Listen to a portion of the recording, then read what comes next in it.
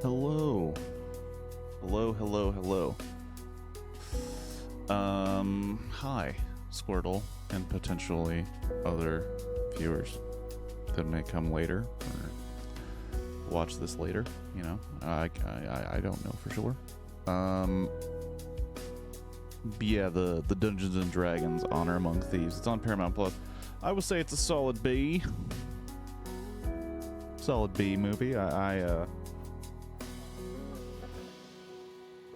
dug it. I enjoyed it.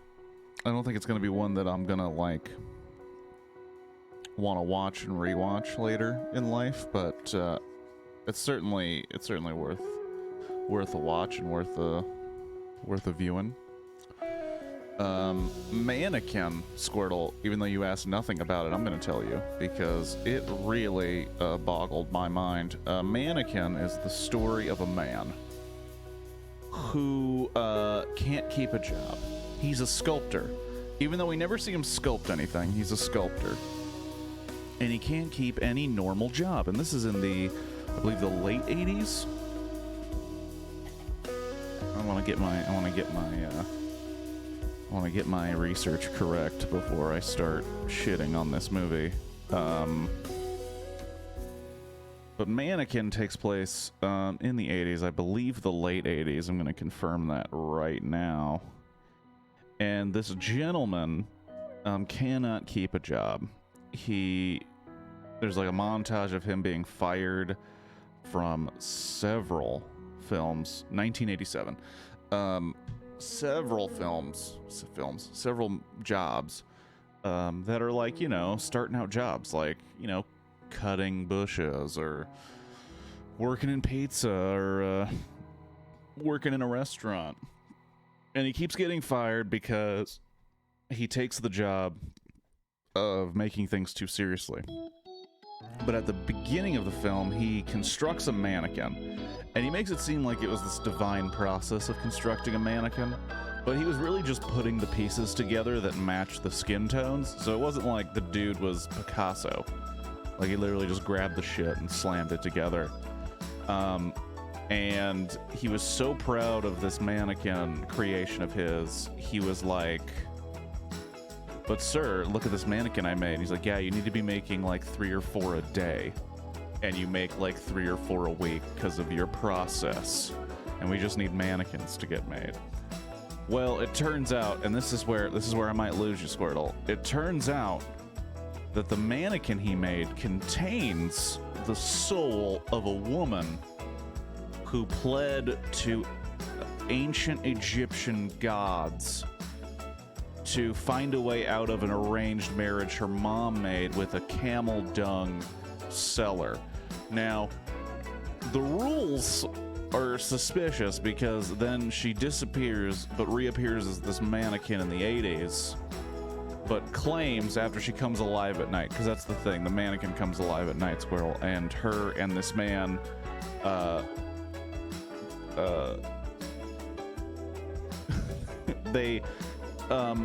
they hang out and have fun in this department store that he got a job at because he saved the owner of the department store by staring at the mannequin in a window display, and the owner of the store came to work, dumped a whole lot of information on our main character, and then almost died because a sign almost fell on her, and he saved her life. So she's like, "What do you want?" And he's like, "I want a job." And she's like, "You're a stock boy." And then because of this weird mannequin magic and his eye for design, he ends up getting a job as the head of like visual presentation at this department store, which thwarts the plans of our antagonists, who are a different department store who want to buy up this mom and pop department store. So this mannequin comes alive at night. It's implied that he fucks this mannequin, and then it's also implied that the mannequin turns back into a mannequin the second anyone sees her. So essentially what we have here is a man running around with a mannequin, but the second everybody is out of view, the mannequin turns into a woman that he steals kisses and sexual relations with. And everybody in the entire department store knows this dude is talking to and probably having sex with a mannequin. They're cool with it because his ideas are increasing the profits of this department store. It all comes to a head when at one point in the third act, he's like, look, I want to take you out on the town. And she's like, but everybody will think you're riding around with a mannequin. And he goes, that's okay, because he's now fucking crazy. He's now insane. And you know, I understand that we want to be inclusive and we want to be kind to folks with mental illnesses, because you know, I myself have my own mental issues and people have mental issues all over the place, but this dude is fucking mannequins. This dude is fucking a mannequin, and the entire department store knows, and they're all like, hey, look man, that's his process. Oh my god. And all the comedy in the movie, like all the intended comedy for me falls flat. But but the complete idea makes me laugh hysterically, where several people are like, you know, you think he's having sex with that mannequin? They're like, yeah man, but profits are up, dude. It's his process. Look, these artistic people, they're a little different. You know, sometimes they have sex with mannequins. There's a character in the film who is named Hollywood Montrose, who is from everything the movie tells me, the man is a homosexual man, very flamboyant, very interesting dresser, very dramatic. But Hollywood Montrose, it's a strange thing, because the film basically goes like, well, I mean, Hollywood Montrose, I mean, he's gay, and he's our other designer, right? This guy fucks mannequins. You know, different lifestyles, you know, whatever floats your boat. As long as we keep making that money. It was a It was a fun watch, man. And then Mannequin 2 on the Move is somehow better than that movie, because they were like, hey guys, you know what, we saw Mannequin, it was a pretty big hit, we're kind of shocked, we should kind of establish some rules. Because the end of Mannequin, the dude just saves the mannequin from going into like a shredder, and this is big spoilers for folks that may want to see Mannequin from 1987. The mannequin's about to get destroyed by like a shredder, like a trash compactor machine, and our main character saves her. And even though people are watching, the mannequin turns into a human and then uses her power to get out of it. And then she's like, "Oh my gosh, I'm alive! I'm real!" And then they make out on top of this trash compactor, and there's no like reason. It's not like, hey, here's how the spell works, you're human now. But in Mannequin 2, the one thing that they did, well, actually they did a couple things better, but one of the things they did that was better was like, let's make some rules.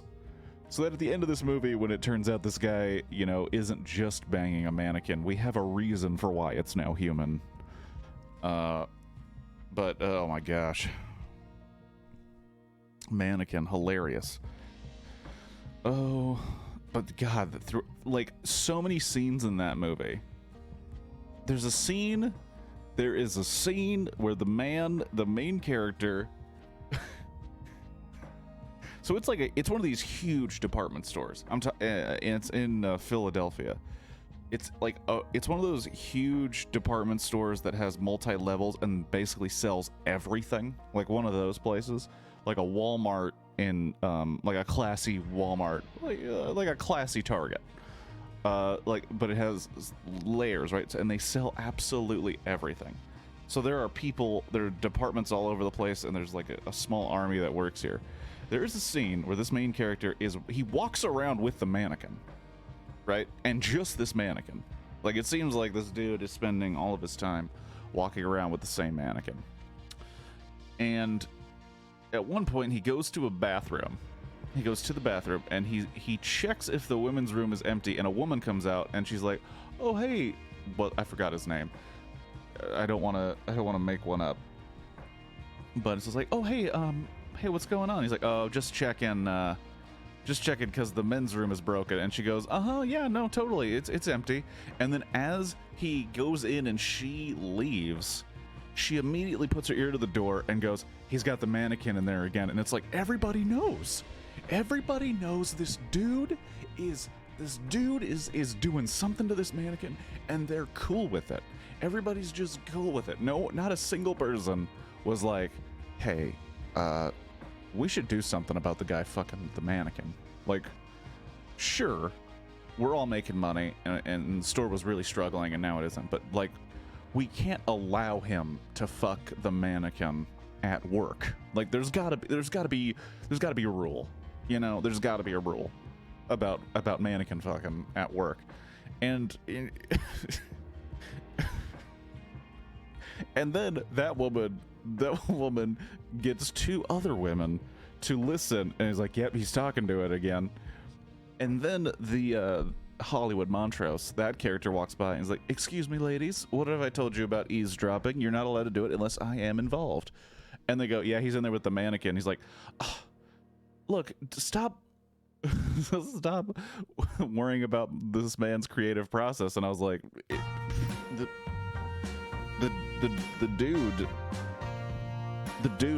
dude is banging a mannequin in there.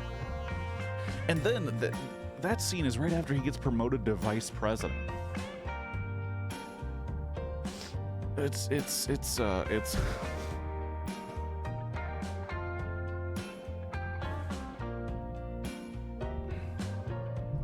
and then there was another scene that I was like my eyes popped out of my skull. So two characters are working with the big bad, and they want to catch they want to steal the mannequin because they figure out that the mannequin is his muse and that he's probably a little mentally off. So, and these baddies go in to steal the mannequin. But towards the end of the movie, the woman who owns the store goes, "Hey, after I fired the security guy, I just installed cameras, so I watched what you did. So I saw you breaking and entering. I would like them arrested." And then the main character kind of shuffles over to her and he's like, "So, because he works all night. And by work all night, I mean he bangs this mannequin and then makes a window display, and then everyone calls him a genius." So he kind of like rolls up to her and he's like, "Hey, so did the cameras catch like everything that happened at night? Like everything?" And she's like, "I saw all I needed to see." And it's like, so you saw him. So you saw him. You saw the mannequin turn into a human, then bone on your displays. That's not even a joke. It happens. Like they were engaging in sexual activity where shoppers would be.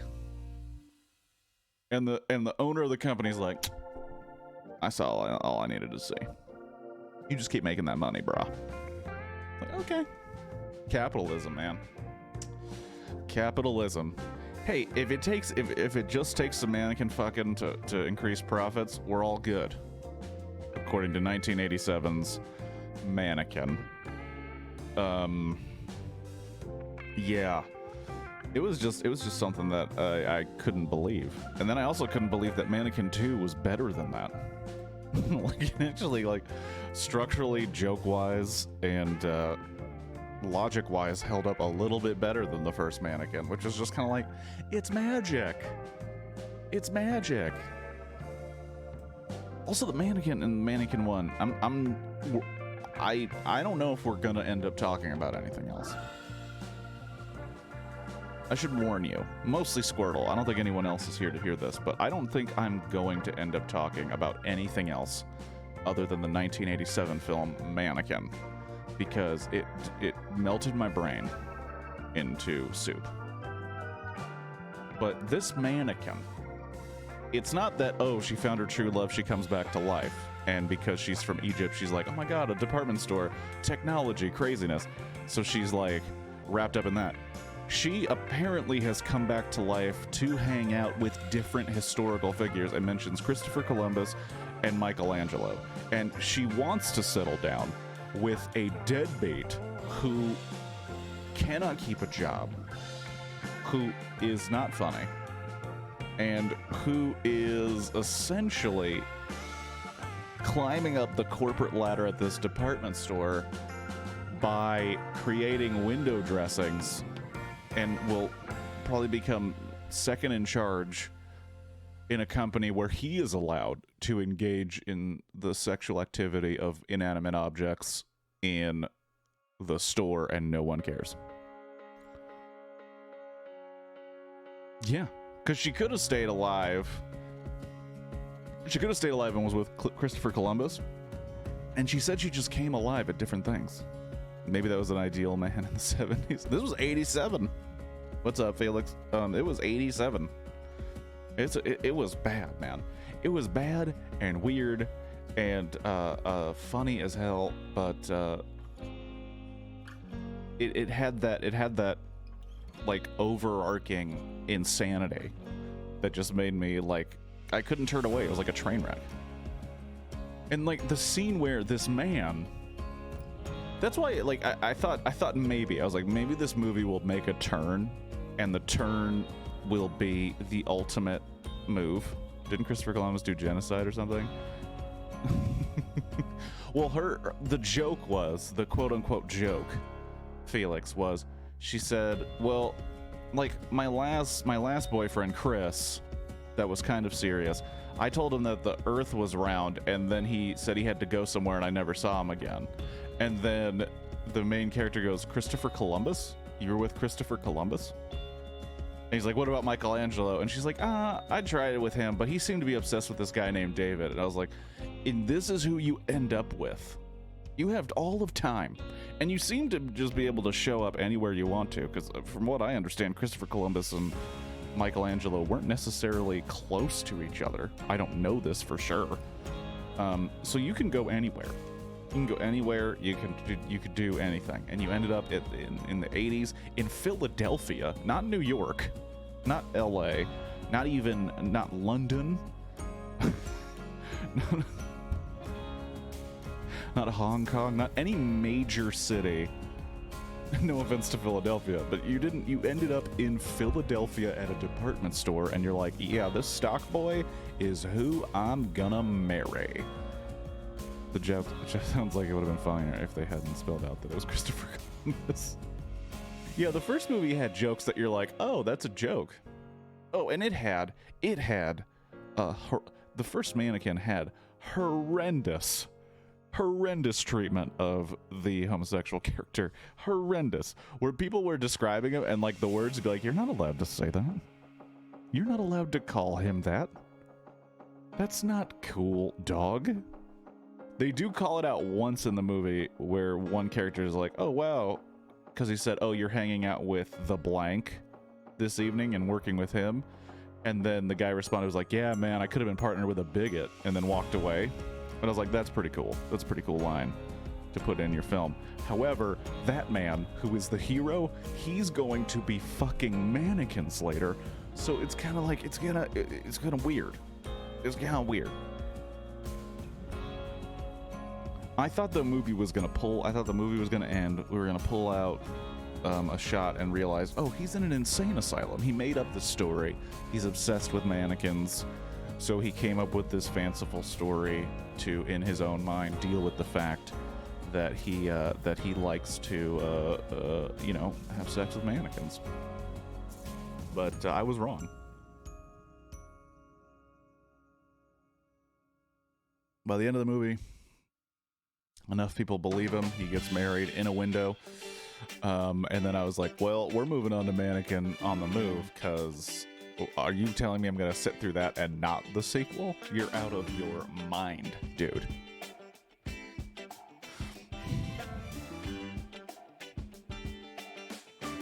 But both, like, in both movies, in both Mannequins, in both entries of the Mannequin franchise, both men have the initial reaction, which you should, which is, oh my god, this mannequin came to life. I must be crazy. This is crazy. This is crazy.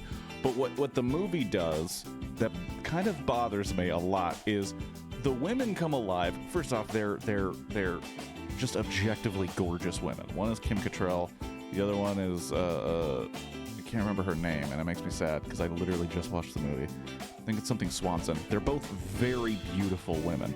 But when they come alive, they're now humans. They look at these like normal ass men from Philadelphia. Philadelphia is going to take a beating in this conversation. They look at these normal ass men from Philadelphia and they're like, oh my god, I love you. You're the man of my dreams. And this woman who's a straight up 10, which if you're into women, like beyond preferences, you're like, yeah, okay, well, we're gonna give this a shot. Like when they come alive and they're like, oh my god, I love you, I want to be with you forever, it's like, well, yeah, like that's your first reaction, and at no point do these men go, are you? But you're like, they have that immediate reaction of like, this is insane. Obviously, I'm now going insane. They say it a lot. They're like, I'm going insane. This is crazy. But then after like 5 minutes with this attractive woman who is literally throwing themselves at them, they're like, I guess we're gonna be together. And one dude, the first guy, and this is why I think the first movie is worse than the second. The first guy reserves and is 100% okay with, because he had a girlfriend who he left for the mannequin. The second guy is not in a committed relationship. He has a woman who is slightly interested, but they weren't really together. Like, but the guy in the first mannequin left a woman and said, no, I have a new life now. But that life consists of sleeping all day, going to the department store, banging this woman who is a mannequin during the day, and then doing window dressings, and then getting his props from his boss, and then going home and sleeping. So he's like, I don't need anything else in this world. I need my mannequin lady. I need my cushy vice president job when all I do is do window displays, which in according to the movie, they take like 30 minutes to do, and then the rest of the time is just screwing around with this mannequin. And he was like, yeah, that's what I want my life. The second guy was the one that's like, oh my gosh, where did this woman come from? And she's like, oh, it's this magic. And he's like, I'm crazy. And she's like, you're not crazy. This is just true love. And he's like, well, this seems insane. And then they hang out, and then he warms up to the idea of like, okay, I guess this is this weird world I live in. And then when she turns into a mannequin again, he really starts to think he's lost it. But the other guy is like, yeah, she's a mannequin. What's the deal? The first guy's like, yeah, she's a mannequin. Like, you guys see a mannequin, but I'll tell you, and I'm gonna get graphic here, she turns into a woman, and like, it's awesome to have sex with her. Like, you guys don't get it, and you guys are gonna think I'm crazy, and I'm gonna go into the stock room, and I'm gonna start talking to myself, and if anyone comes in, even if we're in mid-coitus, she's gonna turn to plastic. But I'm telling you now, when she's a flesh and blood human, it's rad. It's just the shit, and it's so good. I'm willing to forego a normal life during the day. And I just spit a little bit, like, because I'm losing it. I'm losing it. The guy it was insane, absolutely insane. Mannequin, dude. It'll spark conversation. I feel like now's a good time to mention that the stream will fundamentally change, probably the end of next month. It's looking more and more like I will have to move, and depending on the situation I move to, I probably will not be able to start streaming quickly. So I don't know how long the break will be, but it will occur towards the end of this month. So I just wanted to get out ahead of that to prevent people from, subscribing and expecting things. But I might just drop into the Discord one day to talk about movies like Mannequin. and the crazy shit that was being made at that time. It's also to talk about, as long as you're eventually able to return and tell us more about weird mannequin fetish movies, dig all the time. Oh man. And the reason I watched it, well, it's a combination of my own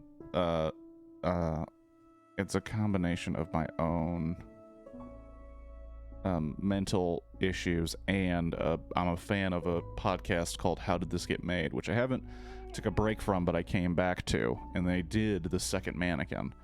So I wanted to watch both of them to get an idea of what The Second Mannequin is like before I end up watching that or listening to that podcast.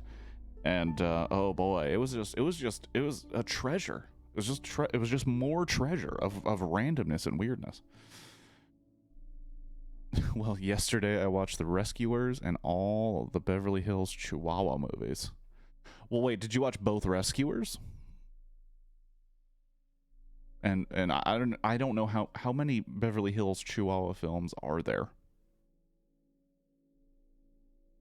It's certainly not as exciting as Mannequin, though. Mannequin, like, we've talked about it before, but I enjoy watching good movies and bad movies, because I feel like every movie, good or bad, teaches you more about why you like movies.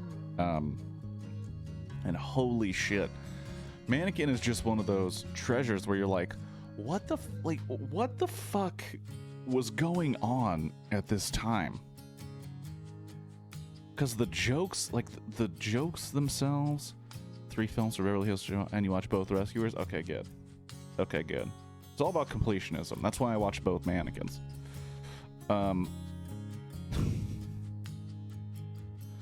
But well, yesterday I saw a Russian film called Office Romance because I'm a grown. Hey Shadow, I'm a grown-up too, okay? I watched Mannequin and Mannequin on the Move. Okay, Shadow? We all make choices in this life. Because I'm a grown-up. Oh.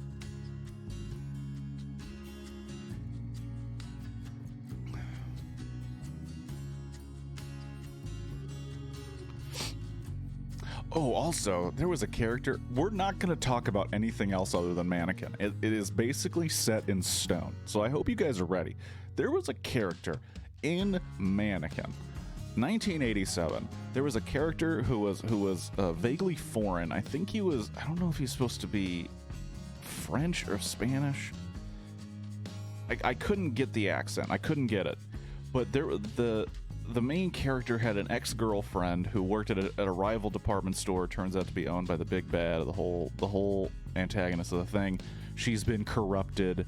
Half of it is due to her jealousy that her ex-boyfriend chose a mannequin over her. There's such a scene where she's like, "No, you're never gonna see her again," and she runs to destroy the mannequin, and you're like, okay, I think we need to deal with our own issues of of our inadequacy. I never seen either Mannequin movie. I grew up with a show called Today's Special about a department store mannequin that comes alive. That's basically what it is. Do people bone the mannequin in that movie, in that television show? But in Mannequin, so the main character's ex-girlfriend, who is working with the enemy, who at one point tries to steal him to her department store. They think he has the talent for the window dressing and the visualization, the design of the department store. And there's this dude that's her coworker that sexually harasses her in every single scene that he is in with her. And not just like, not even like subtle shit. I'm talking about training video, high level, insanely inappropriate sexual harassment, where you're like, dude, fuck off, man. Like it was the late 80s when apparently that was slightly more okay. But oh my god, some of the things he was saying to her, I was like, Jesus Christ, dude. Like, not only is she clearly not interested, you are an asshole. The fact that you think that's okay to say to another human being is beyond believable. And he does it through the entire movie. He does it when they're on a straight up breaking and entering in the rival department store. He is consistently like, hey, you know what you need? You need non-committal sexual intercourse with a man with a dick as big as mine. And then she's like, get out of here, we're professional. And he's like, you thought I was serious? You thought I'm just joking. And I was like, what the fuck are you talking about? Okay, that's the thing. That's what I'm going to talk about right now, Felix. So he does that in every single scene, no exaggeration. The last scene I think he has is it cuts to his bedroom with her in it, and they're in various states of undress, and he's going like, I swear this never happens to me. So eventually she did fuck that, or try to fuck that guy. So it was like, I was like, what is the point of this? You literally paint one of the most dubious, shitty characters in a movie that I've ever seen. And every time he goes that distance where he's like, hey, how about I take you out and then later we get naked and fuck each other. Like he says, it's literally that direct. And she'll be like, get out of here. I forgot what his name is. I should have researched before I knew this whole stream was going to be about Mannequin. She's like, get out of here. I'm not doing this with you. We are professional coworkers. Get out of my face.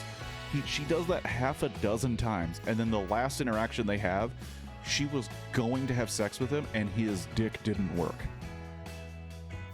And he's like, oh, this never happens to me. Oh my gosh, I'm so sorry.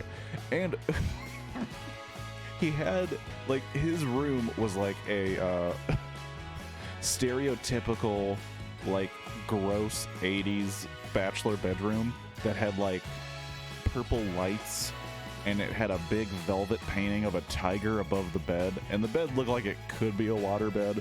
Like, it was really gross. And he's like, oh my gosh, this never happens to me. And my roommates came home during that scene, and I was watching it in our living room, and I was like, look at that. Sad but true, Felix. Sad but true. A very Pepe Le Pew-like character. So I see this velvet painting, and I go, keep in mind my roommates are married. So we see this velvet painting, and the lady in this marriage, she's like, I'm going upstairs. They go upstairs. She goes upstairs, and then the male roommate is watching a little bit more of the movie, and I was like, look at that fucking painting, man. And he's like, looks like velvet. I was like, imagine having that up in your bedroom. And he's like, I'm gonna be honest, it's kind of dope. I was like, I'm pretty sure you're glad your wife did not hear that. I doubt she would want that up in her home. Holy shit. And with that, they remembered why they're moving. Oh, to own a home. So, holy shit, man. God, that's so funny. Mannequin. So many little nuggets. There's also, I'm not kidding. We're only talking about the film Mannequin. So if you don't want spoilers, I suggest you turn the volume off. There is also a night watchman. His name is Felix. He has a dog named Rambo, and he is a vet, and he really should be in a facility for the mentally ill, because one, he's 100% homophobic, but he's also like stupid, and he is willing to just start beating people with nightsticks. Also, fucking the first Mannequin, James motherfucking Spader. That's his name, right? James Spader? He was on The Office for a little while. He's on that show that I cannot remember the name of, that a lot of old people watch, about a guy who's like a criminal who's like the best criminal ever. I can't even remember. He was Ultron in Age of Ultron. But James motherfucking Spader is in Mannequin, and somehow the Blacklist, that's it. He is awful in it. Like, I have never seen James Spader in something that I was like, it's not very good. But this, I was like, this is bad. This is awful. Like, I don't know what you're doing. You're like this conniving, kiss-ass VP type dude, but you are awful in this movie. And he's in cahoots with the cop. They're the ones that do the breaking and entering. Oh my gosh. And there's a moment. Oh my god, there's a moment. So, one of the rules they establish in the first Mannequin that is problematic at best is if anybody sees her, she turns back into a mannequin in in whatever pose she's currently in. So if her legs happen to be around a man, like they were about to bone, maybe they were dry humping, as it were. If her mannequin legs, or her magic mannequin legs, are wrapped around his body, if this night watchman turns the corner and they're fooling around, the mannequin will be wrapped around our protagonist, and now is a mannequin instead of a human being. And he now has to explain, hey, we might be in various stages of undress, and it may look like I'm about to fuck a mannequin. But what's actually happening is my process. And the night watchman is like, so you like to fuck mannequins. And this mentally ill homophobic man is the only, like, one of the few people in the film that's like, hey, we shouldn't have a guy fucking the mannequins. I know we don't agree on a lot of stuff politically, sociologically. I have some issues because I was in the war. I have a dog named Rambo. But we shouldn't have a guy around here having sex with the mannequins. We shouldn't do it. And they're like, you're just crazy, Felix. Like, you just needed a job. He's just doing the window dressing. He's like, no, he is fucking the mannequins. Oh my lord, this fucking movie. But there is a scene, because I've been talking about Mannequin for 38 minutes. So there is a scene where the baddies have given chase to our main character, and the mannequin is on the back of the motorcycle. Now, I know what you're thinking, because I'm thinking it. If anyone looks at her, she's now a mannequin. So our protagonist is now driving a motorcycle with a mannequin wrapped around him, and he is just driving down the street like it's normal, and these men are chasing them. And at one point, she flips them off. I don't know how she knows what that sign means. She is from ancient Egypt. But she flips them off, and because they now look at her, it's a mannequin with flipping the bird. Fucking great jokes in Mannequin. I'm not kidding. This movie broke my brain. It broke it. It turned it into soup, and it is pouring out of my eyeballs and my mouth and my nose. Wow. I also watched the Dungeons and Dragons movie. I have nothing to say about it. Like, nothing. I couldn't care less about the Dungeons and Dragons movie. All I want to talk about is this fucking Mannequin movie, which is... no one's talked about Mannequin. Ever. In the last, 15, 20 years. And I'm just sitting here spitting a bunch of garbage about it. Mannequin has some stiff competition at the box office. Platoon.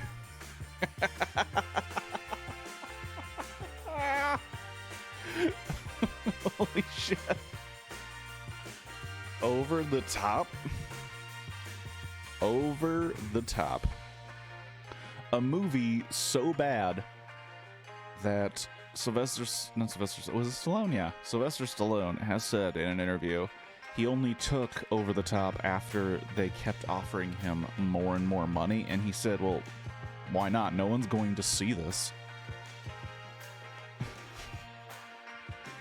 I wish I knew the amount. He got so much money to be at Over the Top, and he was like, oh, no one's gonna see this piece of shit, so who cares? Platoon, though. Holy shit. Oh my gosh. Fucking mannequin. Could you, Shadow, could you look up Canon Films, one of the best films? Can you look up what was at the box office when Mannequin on the Move came out?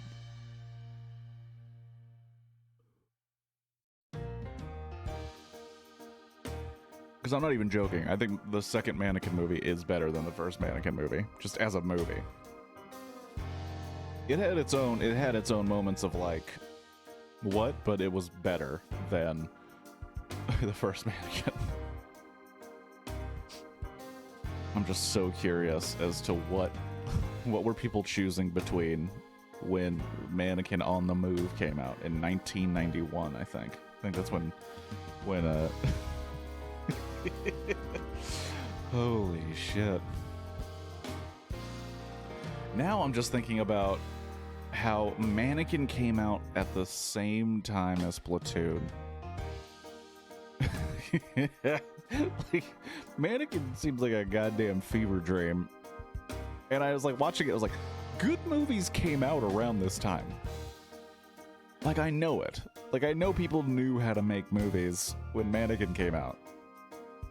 What about Bob and Backdraft? What about Bob is the shit? I haven't seen Backdraft in forever, but that's crazy. Holy shit. Oh my gosh, that's competition. And the Madonna movie Truth or Dare, haven't seen it. But what about Bob and Backdraft?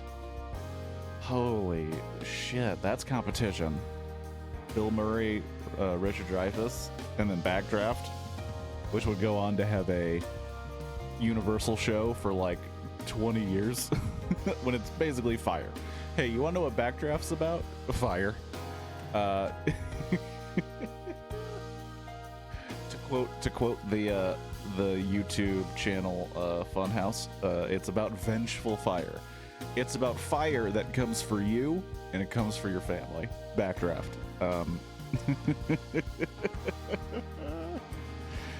Holy shit.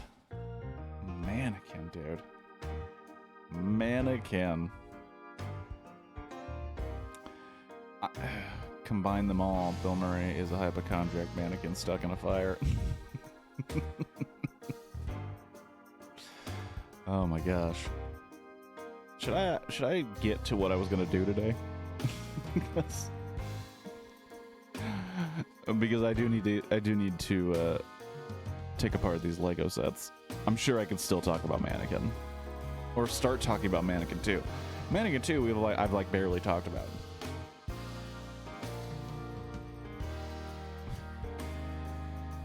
But like, it is funny, and I think that's kind of like a stereotype of men watching the Mannequin movies. It really, really seemed. You're going to dismantle a church, right? Doesn't seem like any more blasphemous than this film. Let's just keep looking up movies and what they debuted against. We could do that while I take Legos apart, and I could just keep watching. What I'm actually planning on dismantling today, Felix, it's not a church. It is, I mean, it could be, because God is everywhere. But it's this thing. Yeah, that's a VW, Lego VW van.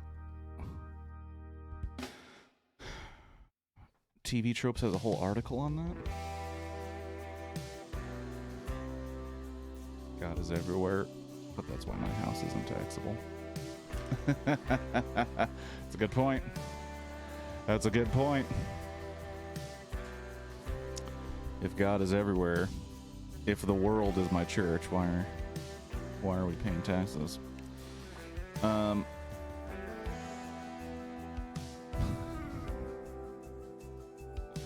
What other movie could we see what it debuted against? Well, Shadow, I think there's a famous weekend. I think it's the weekend that Jaws came out. If you could look that up, and I think we're going to transition. We're going to transition to the slow deconstruction. Also, why the lighting seems way worse. I don't know, man. And also my window is not the best. Hold on. But if I remember correctly, when... Yeah, I was getting my hat. Oh, well, who cares? When, I believe when Jurassic Park came out, so I got the instructions up here to figure out what... Well, these are going to be deconstructed for sure. Because I know these were in the last... These were in the last bag.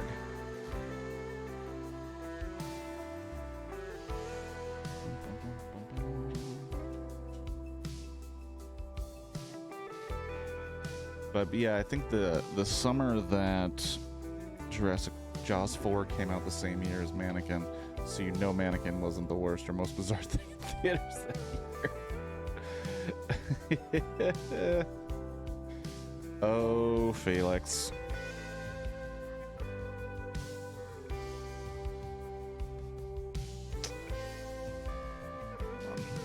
Hold on. That there. Figure out when the first bag ends.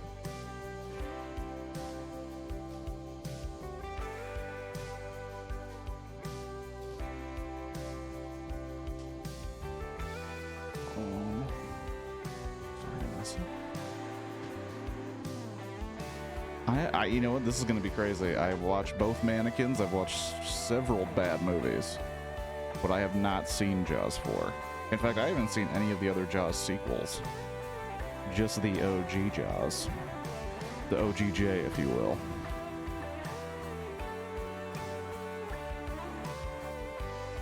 OGJ. But I have seen... What About Bob and Backdraft, even though I don't remember Backdraft. And I have seen Platoon and Over the Top. A shark being controlled by voodoo? Alright. So bag 11 is literally... Oh, why would you do it that way? You sons of bitches. You sons of bitches. Okay. Alright. We gotta do it. We gotta do it right.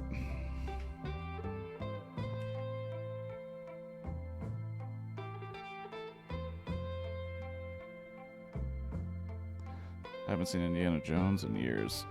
That might be my next rewatch. To get excited for the Dial of Destiny. The last Harrison Ford Indiana Jones. Where he'll only be, what, like 87?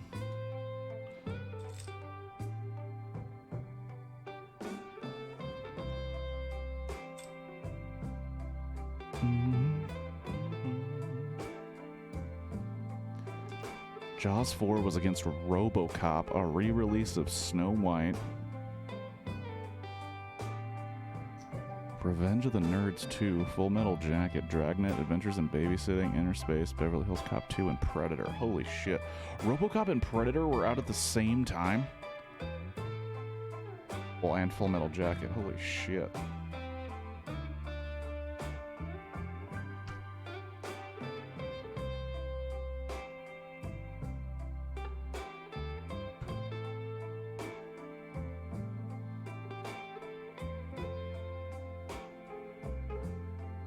All equally excellent films.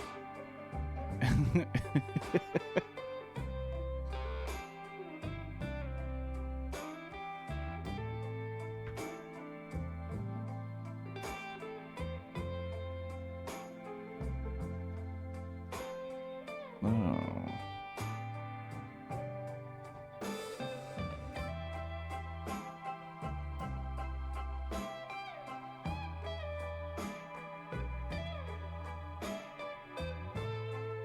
Same time, but probably on different weekends. Hot damn.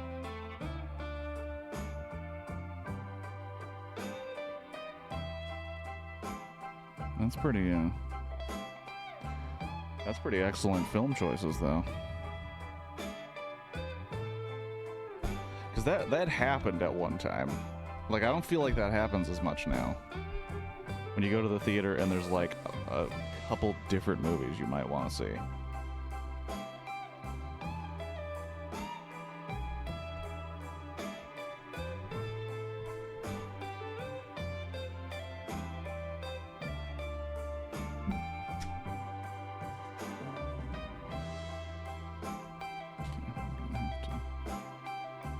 The wheels. We got the... We're gonna have to take parts of this apart. But yeah, like the idea of at that time, because that was Mannequin or Jaws 4, and you said Jaws 4 came out the same time as which movie? The same year as Mannequin. So at one point in 1987, you had RoboCop, Full Metal Jacket, Adventures in Babysitting, maybe, Inner Space, and Predator that you could choose from to go to a movie if you were into sci-fi. That's fucking rad. That sounds like it's just like the coolest thing. Same time, and Spaceballs. It's crazy, man. That is crazy. The options. The options.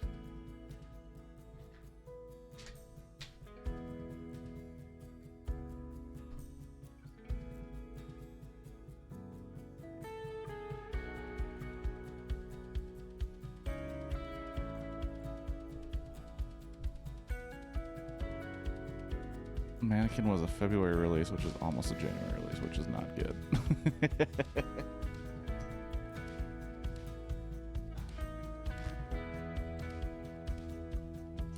Well, it did do well enough to necessitate a sequel.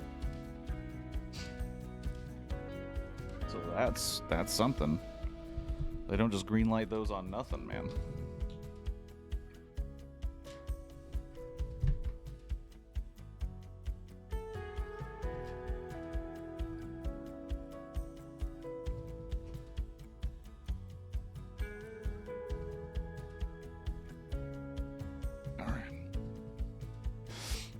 What other movies?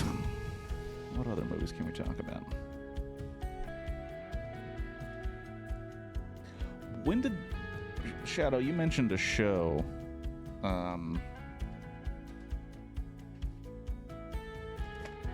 About a department store mannequins coming alive and whatnot. What was that? What was that again? It's like today's specials?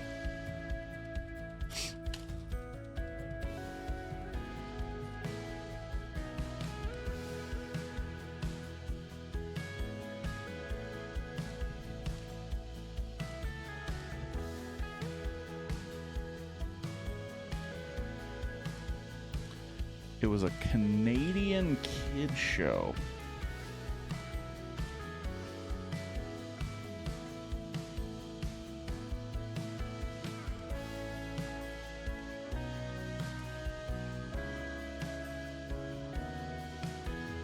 Canadian kids show. But was there any implied hanky-panky with the, and of course by hanky-panky I mean sexual activity, because we're adults. Was there any implied sexual activity with these mannequins? Like there 100% was in Mannequin?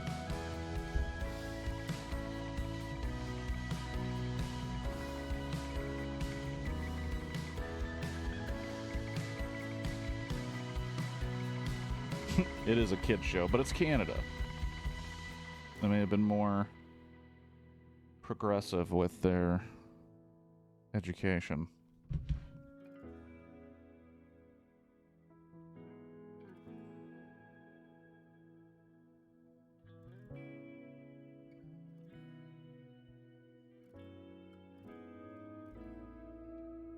It was involved a puppet security guard, so of course they mentioned pegging. Shadow. Oh, kid shows.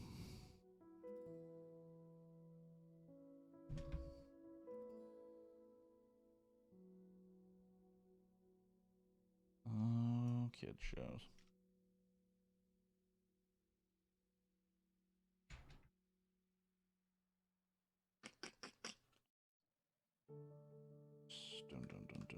I don't know how I'm gonna get that out. Alright, we'll worry about that in a minute. First, let's... So what's the plot of Mannequin 2? Well, Felix, I'm so glad you asked. So, Mannequin 1, the woman was an ancient Egyptian... I don't know, she was like royalty or what the deal was, who was trying to avoid marriage to someone they didn't want to, so they asked the gods granted them the power to travel through time to, I guess, find a mate, and she chose this rando in Philadelphia. Mannequin 2 starts out, basically, it looks like it's the gosh darn Princess Bride, where there is a man and a woman, the woman is a peasant, the man is a prince, and they're talking about going away together and damn his queen mother, and they're going to, you know, love each other and get married and blah blah blah. The queen's guard and a sorcerer stop them on the bridge out of town, I guess, and say, here's the deal, you're not going to marry this woman. She is a peasant, you are royalty. It is not how it works around here. You're gonna marry someone else. And he's like, but mother, I love this woman, she is who I will marry, you cannot stop love, blah blah blah blah blah blah blah. He's like, okay, well then let's give you a wedding present, which is like so sinister. Like the sorcerer's like, well then we got a wedding present for you, brings over a brings over a necklace, puts it on her, and she turns into a wooden doll, life-size wooden doll. And they're like, well, here's the deal. She's going to be like this for 1,000 years exactly, unless she finds true love as a mannequin. Two things. Aren't they in true love, so wouldn't she just turn into a human again? Not really explained. So then it cuts to like this like Eastern European like kingdom, or I guess it's German. It's like kind of Germanish kingdom, where they have the woman on display.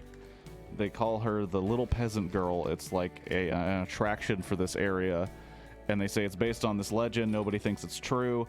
And then a dude who looks exactly like the sorcerer comes up and he's like, my great great great great great great great great grandfather froze you in time for me 1,000 years later, and I'm totally gonna wait till you're a human and then marry you, because once again you got no choice.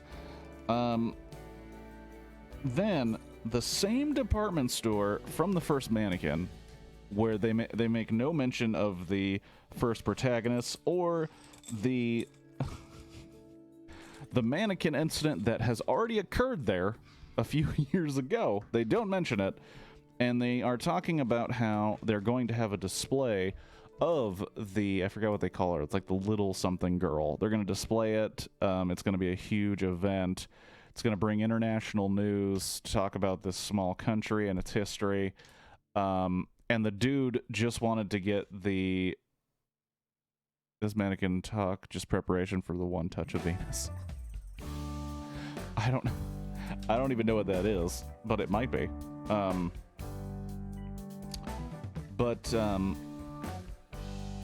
The guy, the sorcerer's great grandson, he just wants to get the doll out of the country so that when it turns into a human, he can then take a plane to a different location so that they don't actually live in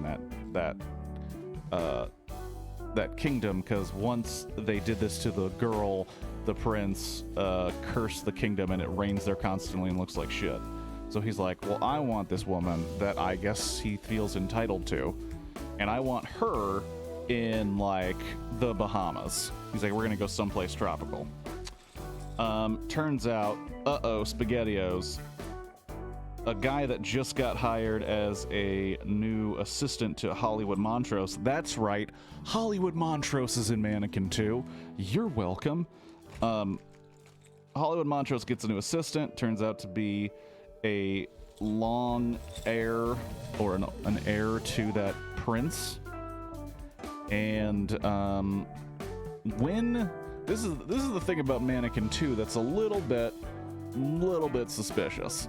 A little bit suspicious, a little bit creepy. So he starts working with Hollywood Montrose, who's coming up with this presentation for this country that no one's ever heard of at this department store, who at one point had a very interesting story that involved a mannequin that everyone has seemed to have forgotten. Well, Hollywood Montrose is like, hey man,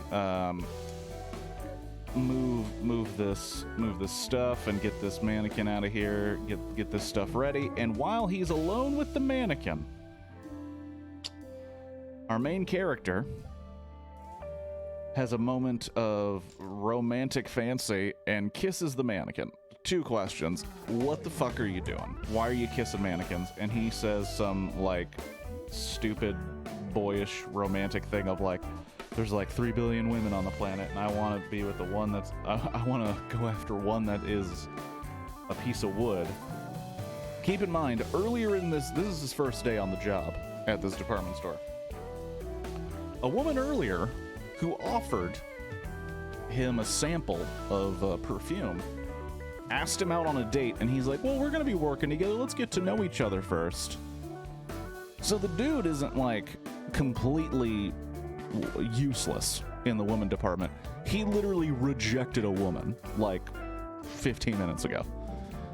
And instead of going like, okay, well, you know, we got that woman down in fragrances, for all I know, that something could be there. I could go take her out on a date, see where it goes.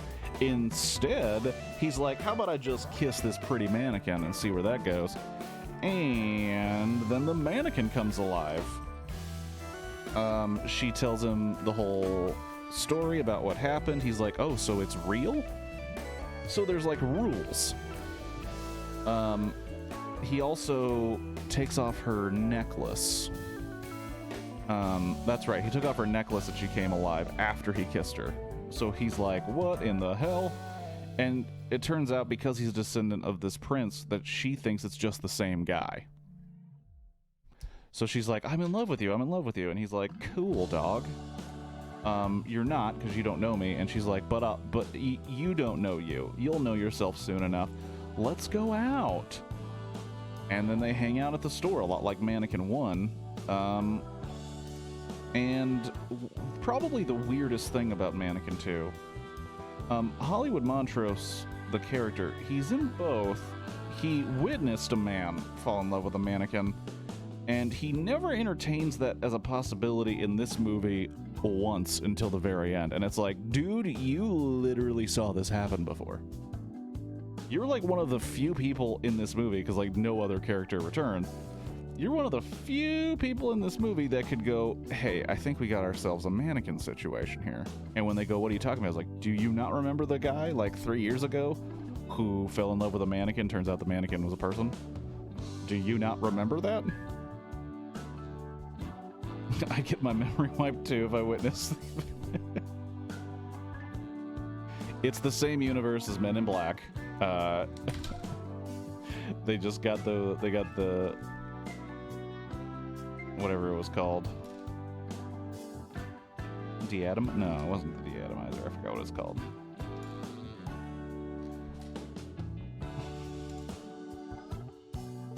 I would do my best to forget the events of Mannequin.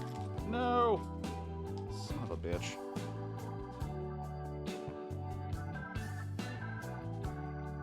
This is how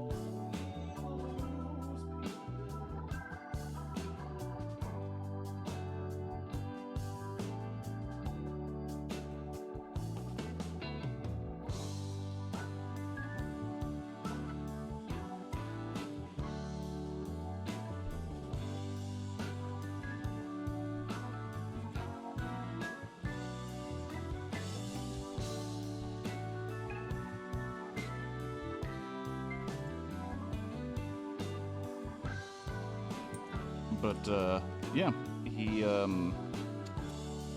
protagonist of Mannequin is, then taking her out on the town, and why I like Mannequin 2 more than Mannequin 1, like, the Mannequin character in Mannequin 1 seems to already know everything.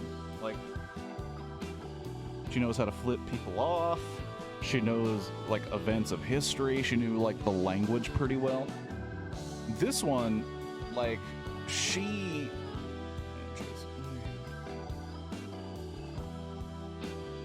My excellent camera work here. In this mannequin, like, she has to be introduced to modern life. So there's a whole lot of, like, scenes where she goes to a club and she's like, what is this place? She gets food. She's like, what is this about? Like, and he is, like, teaching her about the modern world, and there's, like, instant comedy in that. Come on, you motherfucker. Like, there's instant comedy in, okay, here's a guy showing this woman around Philadelphia, and she is asking for, like, boiled weasel, and he's like, yeah, this is kind of like that, and it's a cheesesteak. Like, those jokes are, like, instant, simple comedy beats. And the dude, I'm gonna say it, and I mean no offense to the first protagonist of Mannequin, but this dude I felt was a little more charming. A little more charming, a little more hilarious than the first protagonist. Like, he drops some jokes.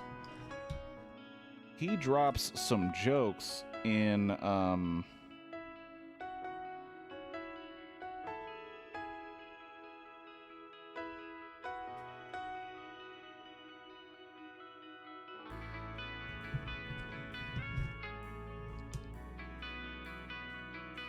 that's why.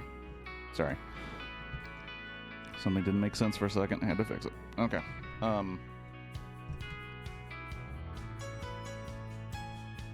But yeah, the jokes were better. The story made a little bit more sense. Like, the whole thing with the necklace, like, when the necklace gets put on you, you turn into a mannequin, because that is, like,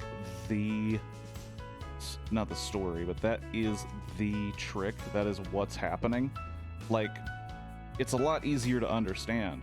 Whereas the first mannequin was like, yeah, she's a mannequin during the day, and during the night, you know, she's you know, just not. I'm like, what the fuck are you talking about, dude? What are you talking about? Like, why? What are the rules? Why is that the rule? Also, doesn't that make every single thing awkward? Because this dude will just straight up be making out with this woman, and then a poor janitor comes by, it turns into a mannequin, and he's just like, oh, yeah, so it's my process. And it's like, eventually that's not gonna pass muster, dude. And I think this is said in the podcast that I want to listen to, because I think I heard a clip of it. What happens if they were mid-bone and someone looked? Does his genitalia get stuck?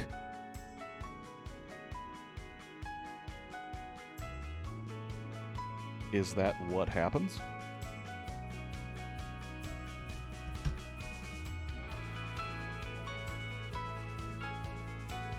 Oh, I gotta hydrate, don't I? Hold on.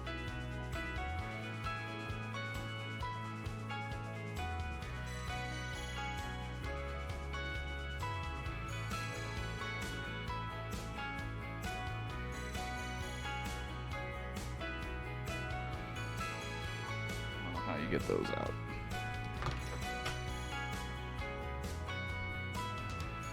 Oh, stuff just keeps falling off my desk.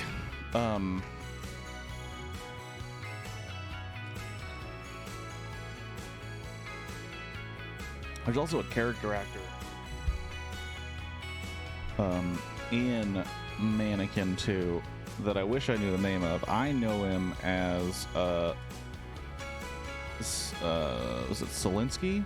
Solinsky's brother in Honey, We Shrunk Ourselves. If anybody remembers that classic, I think, direct-to-DVD movie. He's also been in, like... He's just one of those guys that's been in a little bit of everything over time. But he played, like, the new manager of this store, and I think he did a great job. It's just, like, the story itself was ludicrous, so he just kind of leaned into the lunacy. And I was like, you know what, that I appreciate. I appreciate a little lunacy coming out of the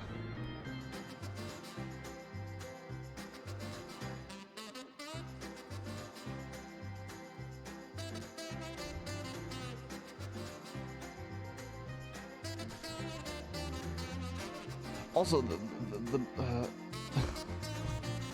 the big bad in Mannequin 2 was the count of this fictional place. And they keep saying the name of it, and I still can't remember of it. Like, they said it like maybe 1,000 times. Still don't remember.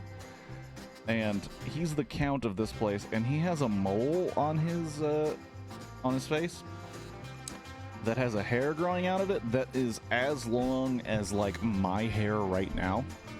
And the dude has a short haircut, but he is... the character, in essence, is essentially keeping the strands of hair that come out of his mole as long as they possibly can get. And it was disturbing.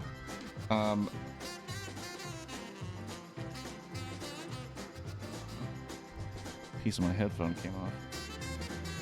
The like fake leather. I don't know if it's supposed to be fake leather, but fake covering of my headphones is slowly tearing off. Other things are deconstructing around here. But yeah. Well, that's the thing. Like Mannequin 2. Well, Mannequin 2 also has another guy. Not sexually. Well, it's technically sexual harassment. But there's a guy who just keeps asking a woman out and never stops. He's a little less, like, forward about it. He's a different security guard. He wasn't allowed to have mace, so he has hairspray. Hilarious comedy. But he keeps going after the fragrance girl who is all but ignoring him. And there's one line... there is one line in this movie where I was like, that... there's a couple lines that are not bad, but there was one line where I was like, that feels like it was written for a much better movie, and ended up here. And basically, the security guard is taking another pass at the fragrance lady, and he's like, hey, so have you thought about maybe going on a date? And she goes, you know what, I think it's better if we just be friends. And he goes, what kind of friends? And she's like, the kind of friends that don't really talk much and never go out.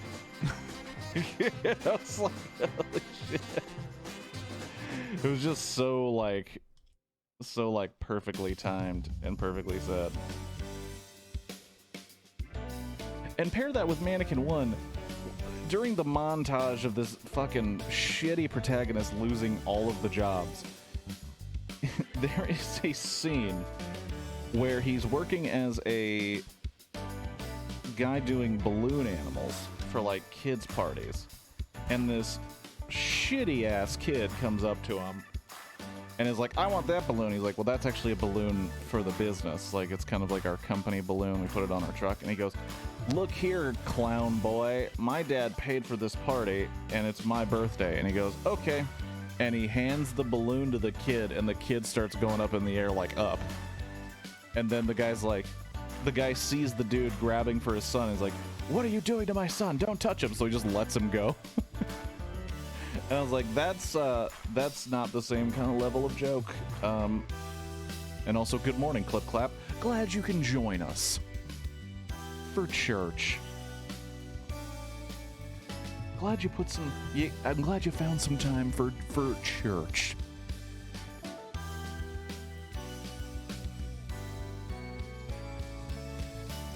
Then maybe you don't make it so early. Oh, fine. Fine, Clip Clap. Fine.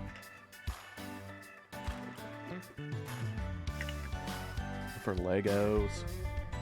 Legos being deconstructed.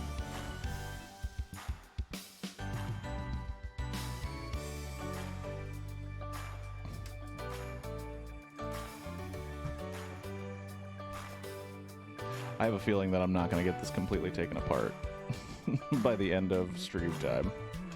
Probably have to do some of it on my own. Kirk was just telling us about the movies he watched about men begging Meg. Okay, Felix, the way you put that was a little misleading.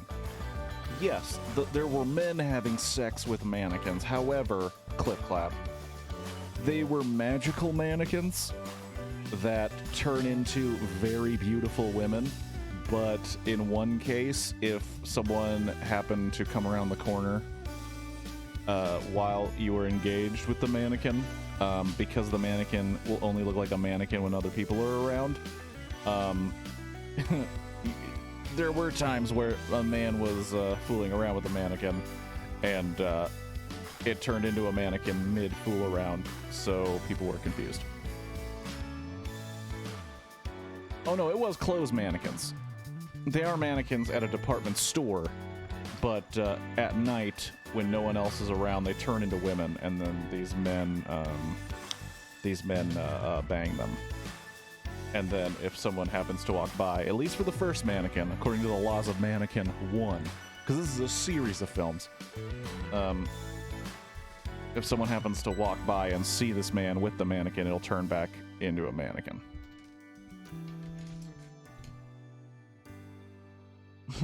I'm watching a film from 1987 called Mannequin, and its sequel from 1991, Mannequin 2 on the Move. I was just curious.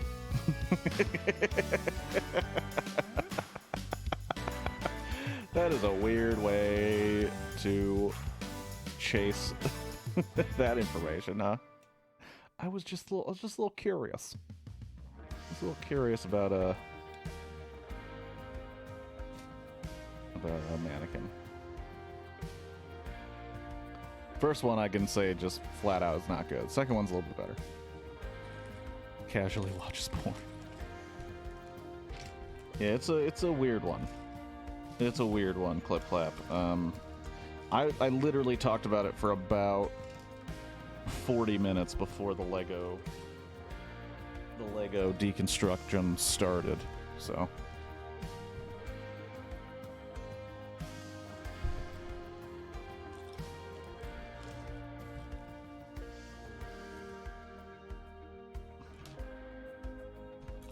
I remember there was a rumor at an old job that one of the coworkers just straight up got caught looking at porn on the computer, and they just let it go because they were like, oh, he'll be retiring soon. And I'm like, how about you have him retire now?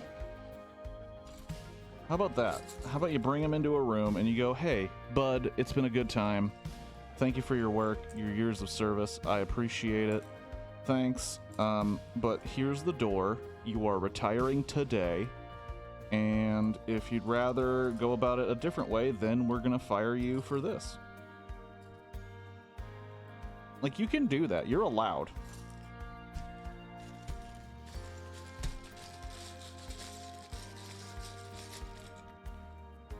You're lying, right? I wish I was. And I remember asking, because I think it happened before... I arrived at that specific location. And I said, why wasn't anything done about that? And they said, well, they figured he was going to retire soon. And I'm like, well, he's still here, so how about, and this is going to sound crazy, how about we just get rid of him?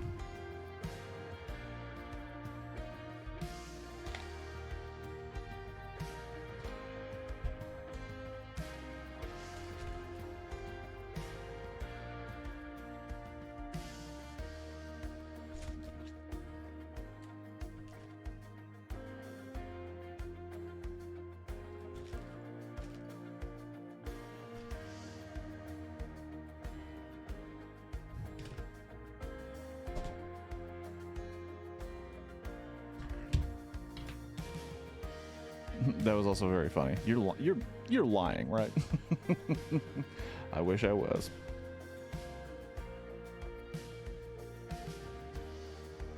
Look, it's gonna sound crazy. There was this mannequin.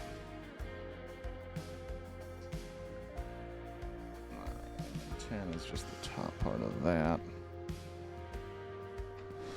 And then we go back to the main vehicle.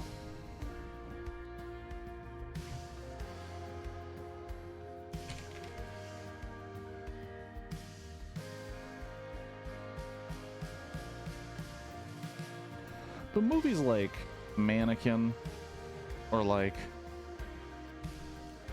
I can't even think of another movie that's an example, but like movies with this kind of magical fantasy romance situation, like, it's not hard to just come up with the rules and then stick to them. And honestly, I feel like that movie would have been better, because just to catch everybody up again, welcome to the Mannequin stream, where we deconstruct Lego sets and talk about the film Mannequin. Well, the film series, Mannequin. Movie starts out with a woman going, I don't want to marry this camel dung dealer in ancient Egypt. And her mother is saying, you can't really choose. Like, it's not really a world where a woman could choose who they love. You know, pretty interesting story, right? Or interesting idea. She then prays to the ancient Egyptian gods, which in this movie, I guess, are real and have the power to do this. She prays to the ancient Egyptian gods. She disappears. And then the next time we see her is when this, like, loser is making a window display. He's not even making a window display. He made the mannequin at a mannequin job that he then lost because he makes mannequins too slow. And then he sees the mannequin in a store and kind of weasels his way into a job. Then at one night, the mannequin turns into a human. He thinks he's going crazy.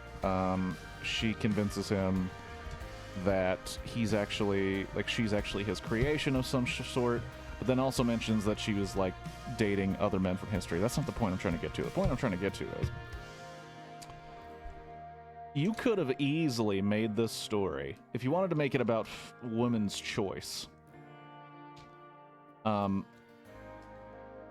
you could have easily made it about, here is this character. She wanted to fall in love with someone. She wanted to marry someone she loved, but she's always been too picky.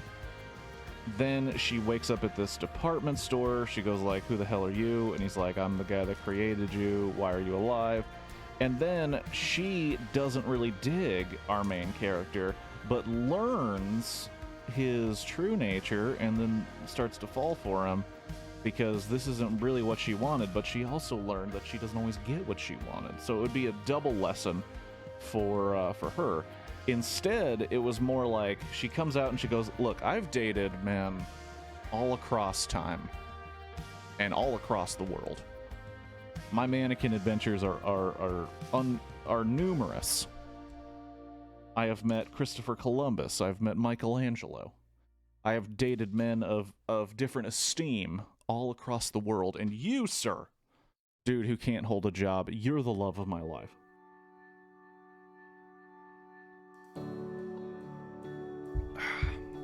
Some good old iced tea. When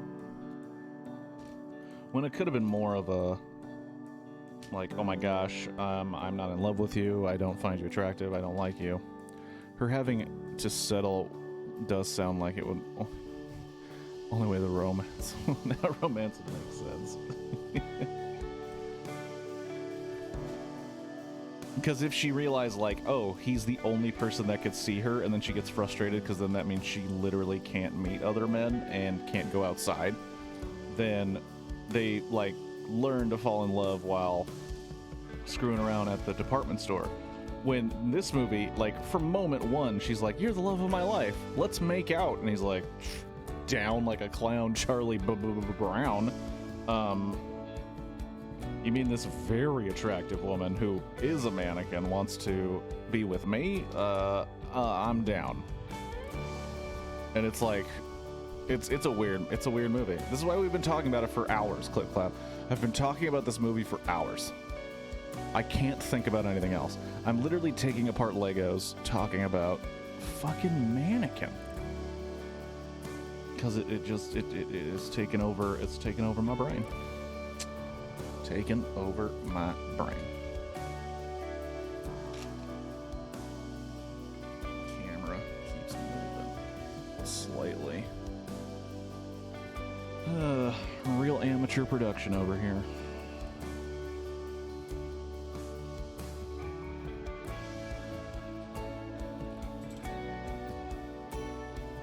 Are we going to get blockbuster reviews of these movies? Because it sounds like you struggle to fit all your thoughts.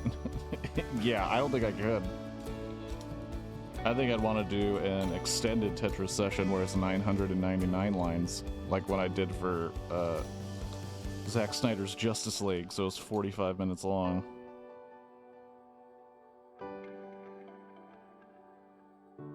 Was that canon? It didn't say canon. It was under some weird-ass name.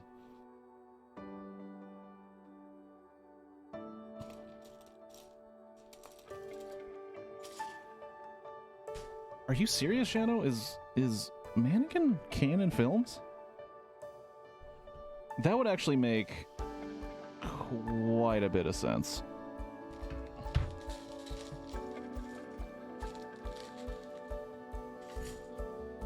Because canon has a certain sense of non-quality that seems like it was present in Mannequin.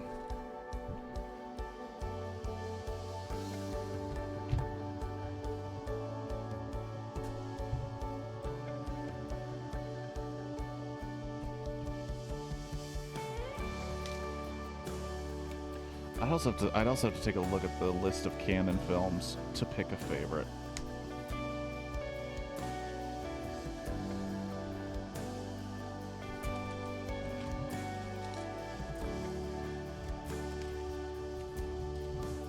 I also haven't seen that documentary about canon films that looks super dope.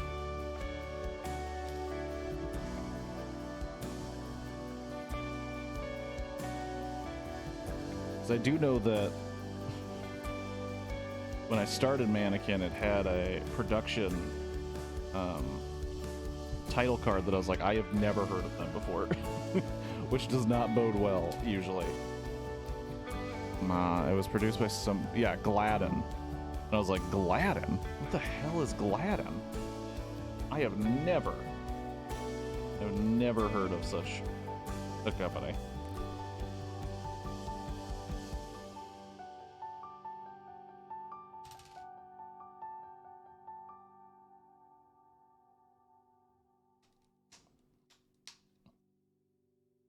What are some other Gladden movies? Like, there has to be more, right?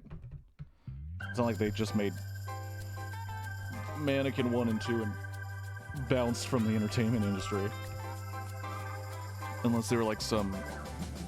they were controlled by some, like, wizard that was like, these films must be made. We must generate a generation... Or not a generation. We must generate an amount of mannequin fetishists with for men who believe. Apparently they also produced Weekend at Bernie's. Oh my god, really? Weekend at Bernie's is fucking crazy. Do you know the plot of Weekend at Bernie's, Felix? Show of hands, who here knows what the plot of Weekend at fucking Bernie's is?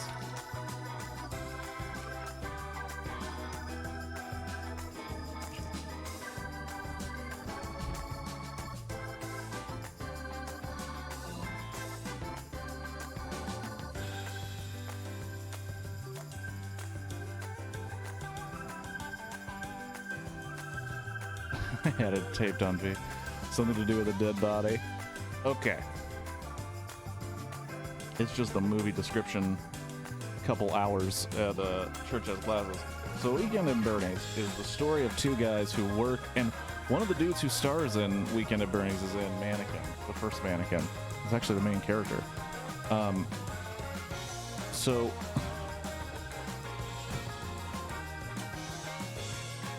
Weekend at Bernie's, it's about these two guys who are kind of like junior accountants at this company that's super successful. And they discover, while working on the numbers, like a huge discrepancy in some funds that is like, basically, someone is embezzling money out of the company. Like, they could tell that it's embezzlement. So they go to the head of the company, and they're like, hey, we got something we really think can only be trusted with you because we don't know who's doing it. We don't know who's in charge of it. But somebody's embezzling money. And the guy who runs the company is like, wow, this is really cool. I'm really glad you guys did this for me. Do me a favor. come visit me at my, gosh, I wish because it's in New York. Is it the Poconos? Basically is like, come to my vacation spot out in this island. Like, it's a super crazy pit. It's a super cool place. We'll get on some boats. We'll hang out. We'll party. Like, come hang out at my place. Weekend at Bernie's, basically. So they agree. They're like, oh my gosh, this is going to be the best night of our lives. It's going to be the coolest thing ever. We then find out that Bernie himself is the one doing the embezzling, right? He is working with the mob, question mark, parentheses? I don't know. He's working with organized crime for the embezzlement, and he's like, hey guys, they figured it out. Like, we've been taking too much money.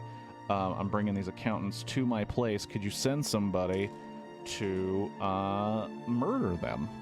Because they figured it out. Nobody knows that they're coming down here for that weekend. They don't have any friends or family. I just know this. Come by and murder them, and then we'll have at it. So they plan to go to Bernie's. The organized crime guys, you go, you know what? Bernie is the real liability. Let's get rid of him. So they send a hitman to kill Bernie at Bernie's place before these accountants show up. And when they show up at his house, oh shit, Bernie's dead. But also at his house, also starring Andrew McCartney from Mannequin, exactly. They show up at his place, and apparently, like, this movie should really be called Being Rich Must Fucking Rule. Because basically, at Bernie's place, beautiful women, other people, tons of alcohol, and drugs just show up at this dude's house. Like, nobody keeps their doors locked. Parties just come in waves. And they party in a new place, and then they bail to a different place. So they're like, well, we can't let them know that Bernie died. They're gonna think we murdered him. So they keep up this ruse that Bernie is alive by, like, stringing him up and holding him up and saying, like, oh, he's just really messed up. He's really drunk. And everybody who sees Bernie is like, wow, Bernie's messed up again. Ha ha, crazy Bernie. Meanwhile, the dude is dead. I don't know how soon decomposition starts, but I feel like it would start while they're on this vacation.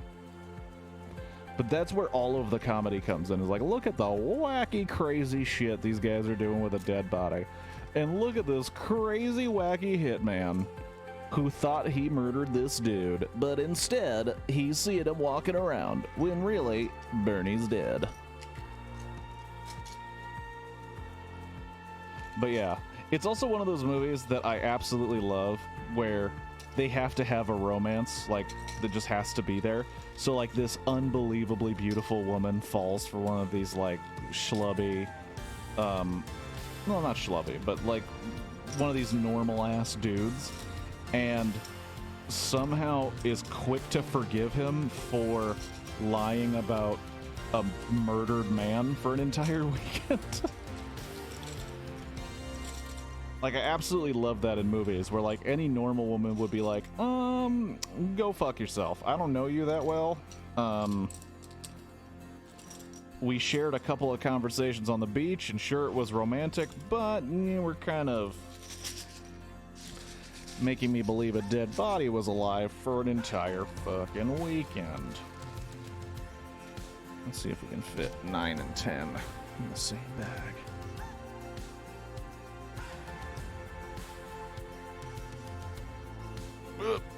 The camper. Oh no, oh no.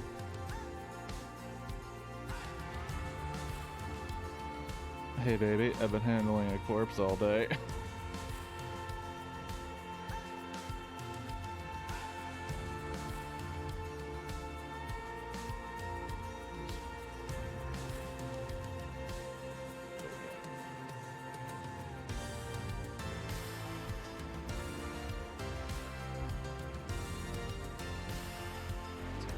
Sorry.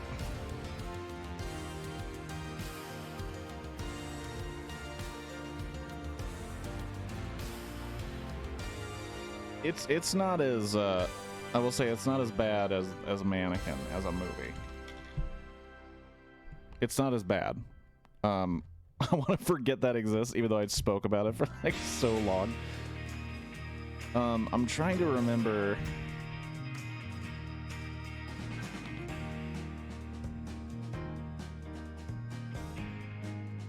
Now I do know that the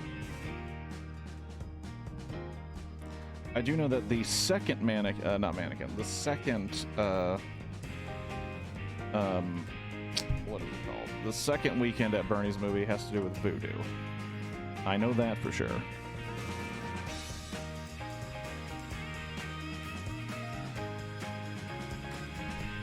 Because I remember hearing I think a podcast talked about it, how Weekend at Bernie's 2 is about voodoo.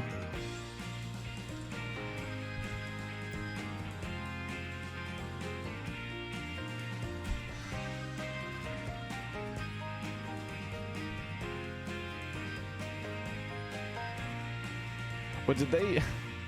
Is that literally the only films they made?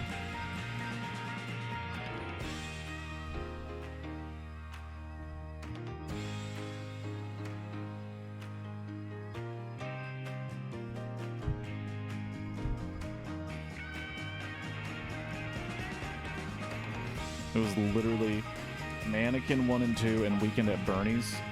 Did they do Weekend at Bernie's too?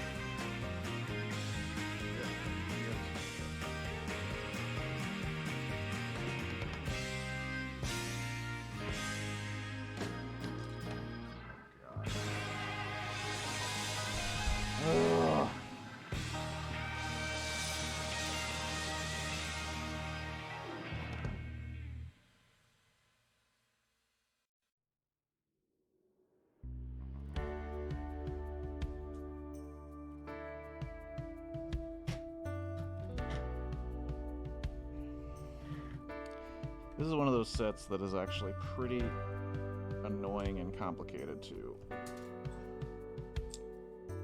take apart. Oh, the guy who wrote Mannequin also wrote the movie where Hulk Hogan... Mr. Nanny? No. No. What is it? So this guy only knows how to make hits, is what you're saying.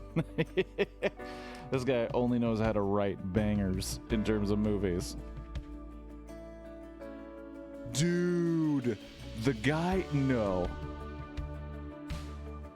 The dude who wrote Mannequin wrote Kid in King Arthur's Court. For reals. For reals.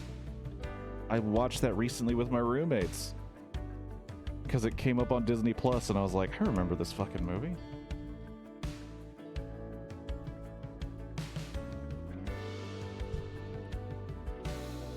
Quite an artistic legacy. That movie stars Daniel Craig and Kate Winslet when they were younger.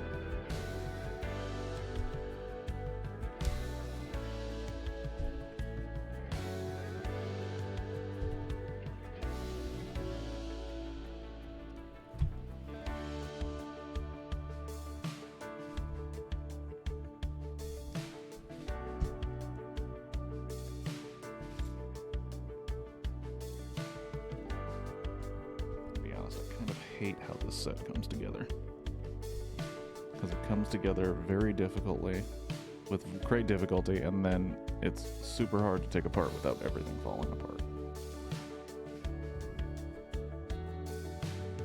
Mr. Nanny had the same writer and director. Same director, not writer. What?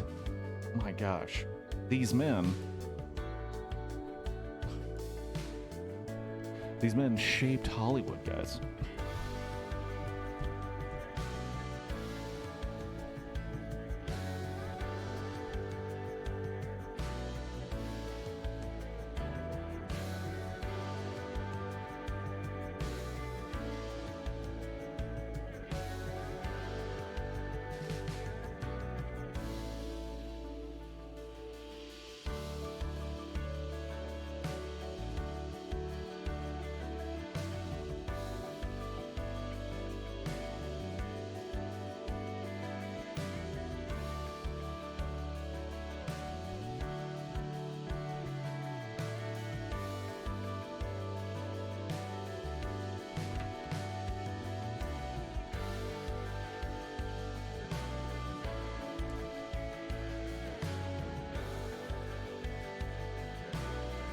produced Muppet Monster Adventure on PlayStation 1 for some... He wanted to branch out into the future, man.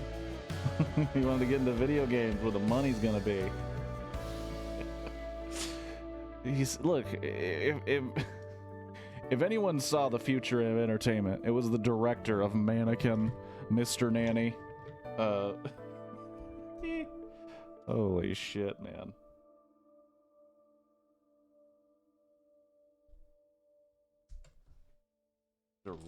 That's crazy. That is just an awesome set of credits right there.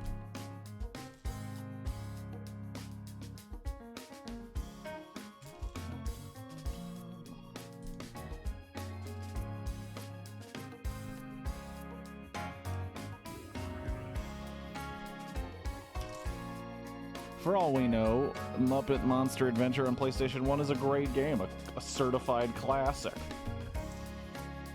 It might be a game that we all should be playing.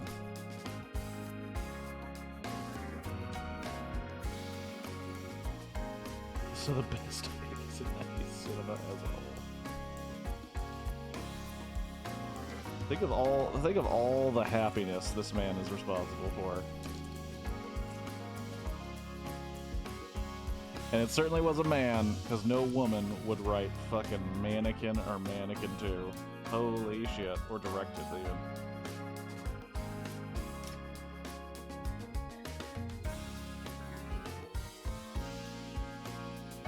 Oh yeah, the end of Mannequin 2, or towards the end.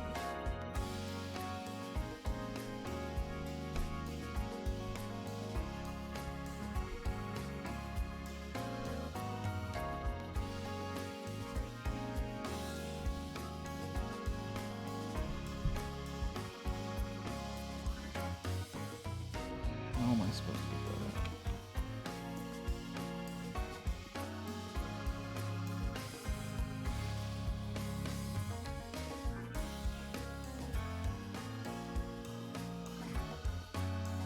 It's like, why would you even...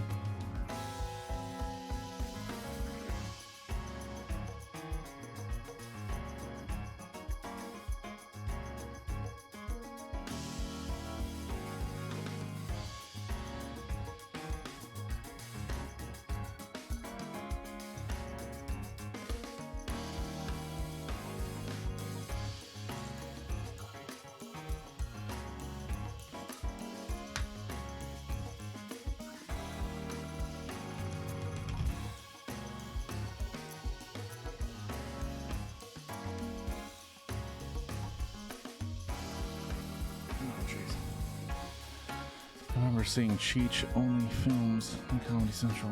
Recording still high.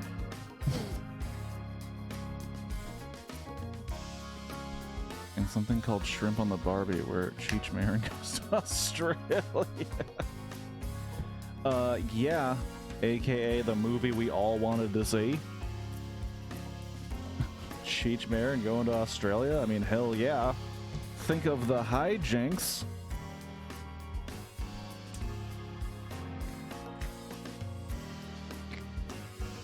The only Cheech Marin movie I remember is The Lion King. The first one. It's pretty annoying that I have to say that. Kirk, that wasn't Cheech Marin. That was Beyonce. No. The first one, guys. The first movie about lions that's a ripoff of Hamlet.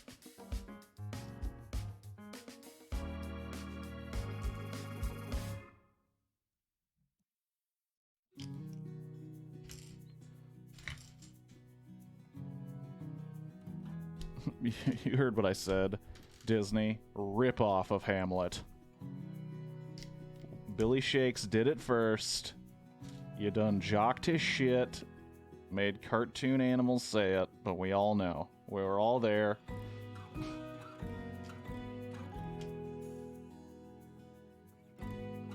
Hey, once something's public domain, it can be ripped off. Well, say that to Disney, who wants to keep Mickey Mouse out of the public domain. And I'm sure there are other shit.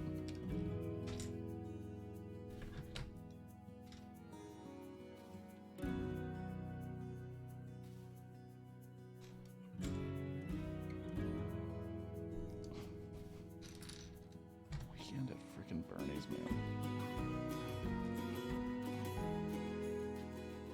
Weekend at Bernie's and Pretty in Pink and Mannequin make me wonder why Andrew McCarthy was used so much at that time. Like, I don't get it. Not saying he's a bad actor. Not saying anything about the dude personally, because I don't know him. But it's like, why was he used so much?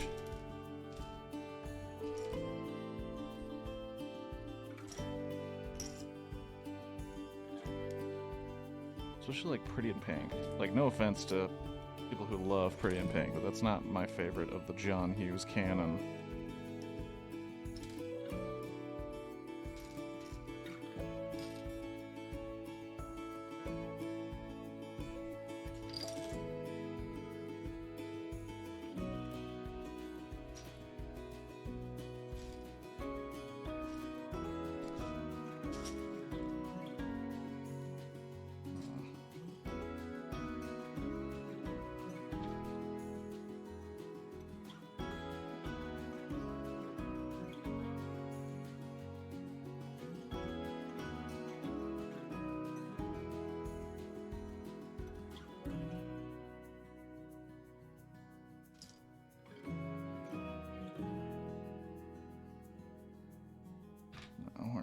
Space.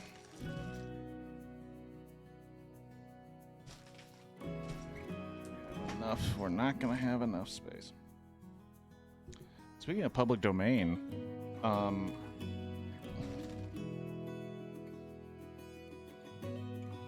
has anybody else seen that Winnie the Pooh Blood and Honey movie? Because Winnie the Pooh went into public domain.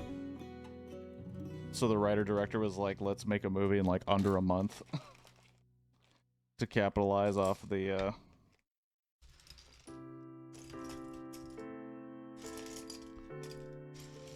the recently public domained Winnie the Pooh characters.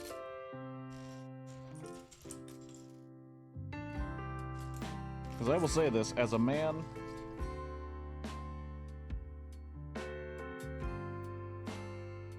recently watched Mannequin and Mannequin 2, Winnie the Pooh Blood and Honey is better than Cocaine Bear. In my opinion. I think it's better than I expected by far.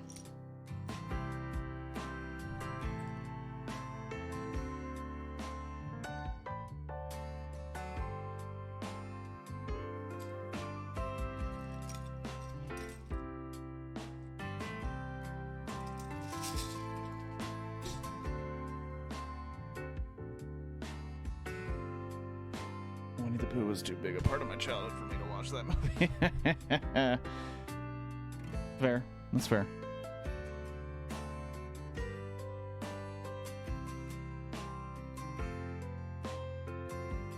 Wait a minute.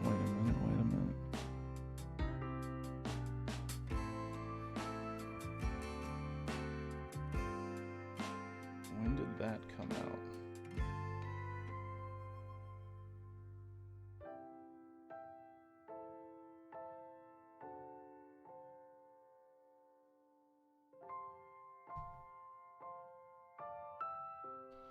When did those come off of the car?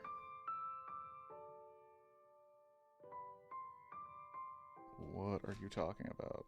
When did they come off? Okay.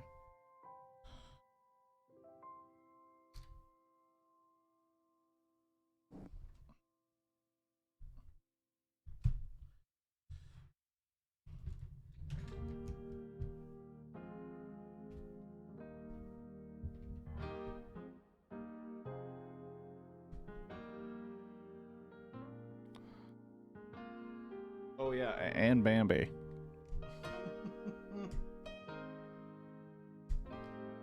He's doing Peter Pan and Bambi. Which, Peter Pan, I could see how it would happen. Bambi, I'm not so sure.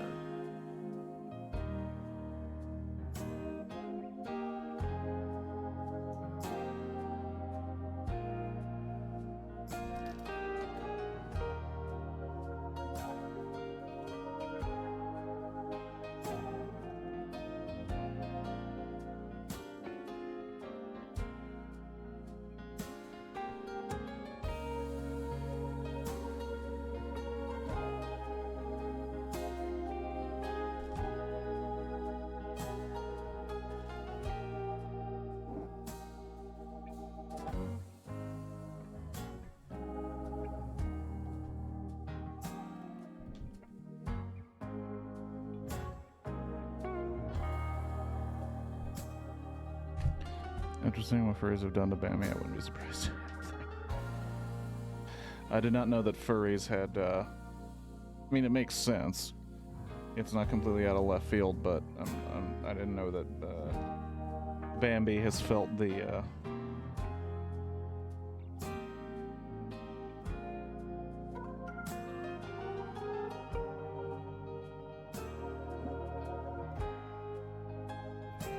has felt the sting of furries.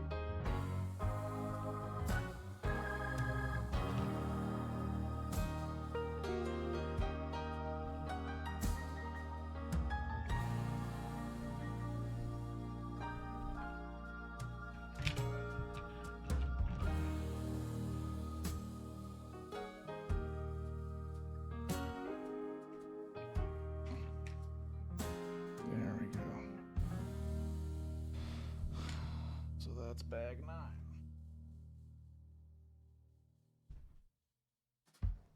This one's going much slower than I anticipated. But yeah, the Winnie the Pooh Blood and Honey, like, I went in expecting absolute garbage. Like, absolute garbage. I was like, okay, he made it way too fast.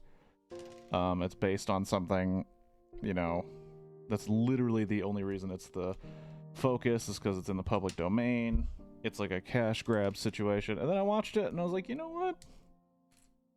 I have seen much worse horror movies with much less thought put into them than this. Is it good? Nah. Nah. It's not good. But it is not an atrocious shit show like I thought it would be.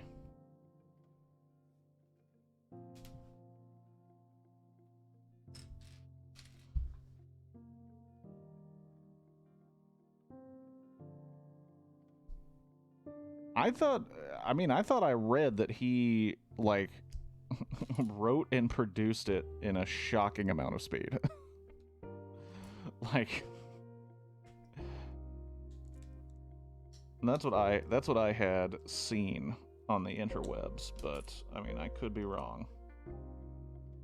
It didn't feel, even though it wasn't god awful, it did feel like it was made pretty quickly. And one of the women, because it takes place in the UK, one of the women in that movie, her accent is impossible for me to understand. Like, I remember she started talking, I was like, can we retroactively ask the theater to put on subtitles?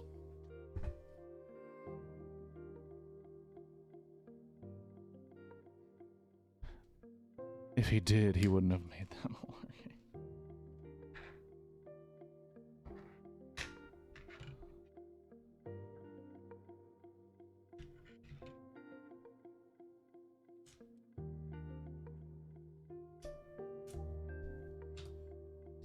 He also got rid of, like, half of the characters. That was the other thing that was kind of like, I mean, a mini spoiler, but, like, it's not all of the Winnie the Pooh characters. And there's a reason why one of them is missing that's canonical to the story, but at one point I was just like, so we're not even going to mention the other characters?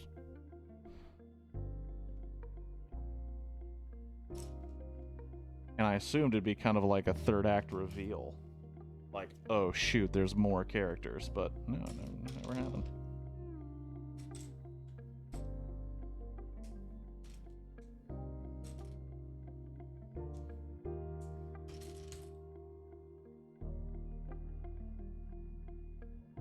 He couldn't afford to get all the masks made.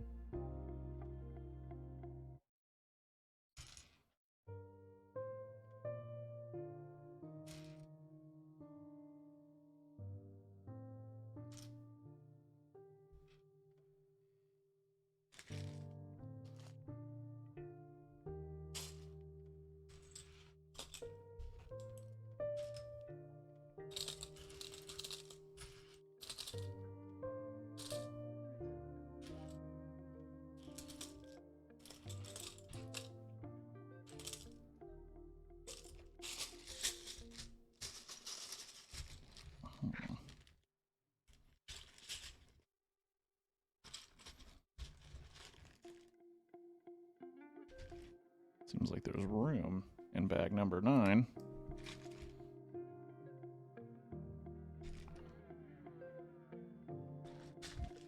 As Gopher is technically still Disney property, so leaving him out makes sense.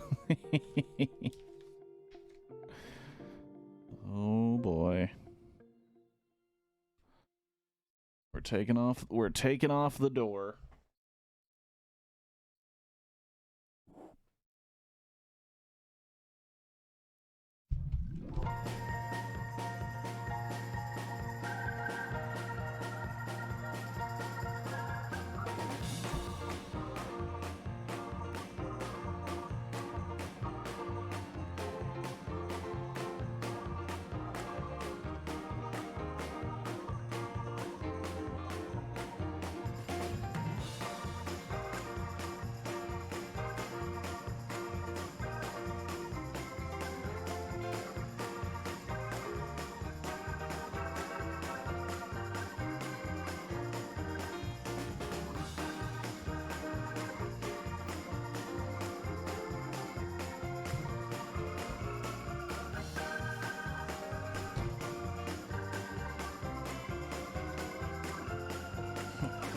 Bag number 8, just the door.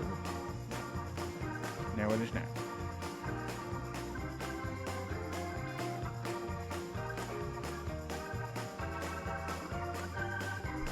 Is this the car you really didn't enjoy making? I recall you putting together a Lego car on stream and that. Yes, this is that car.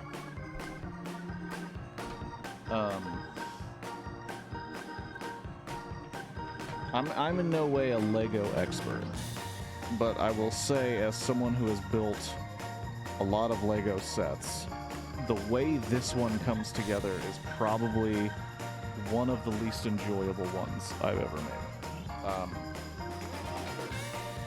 Which is kind of a bummer, because I like how it looks.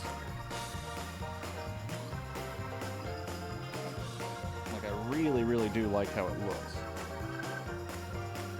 But it's just...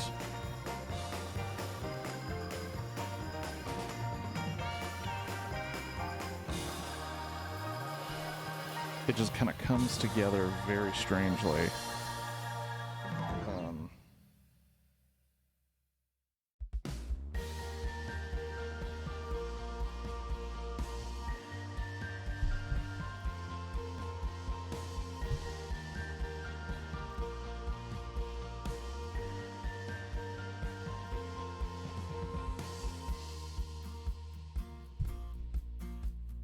You get used to a kind of rhythm making Lego sets.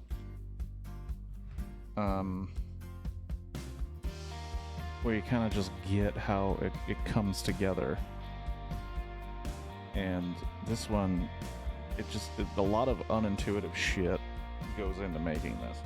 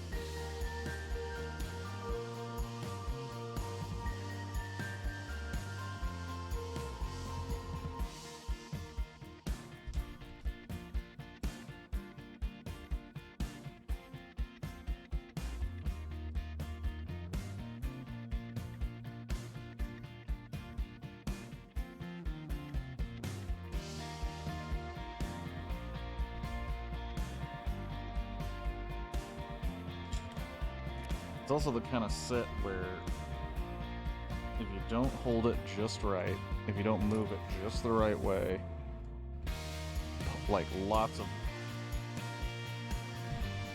different parts just fall off the thing. And it becomes really frustrating. That's why the back door... That's why this whole thing is just coming apart right now.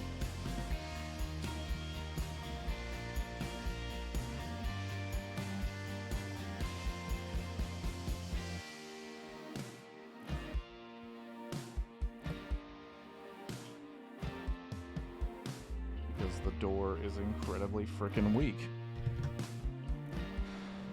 And it just falls apart.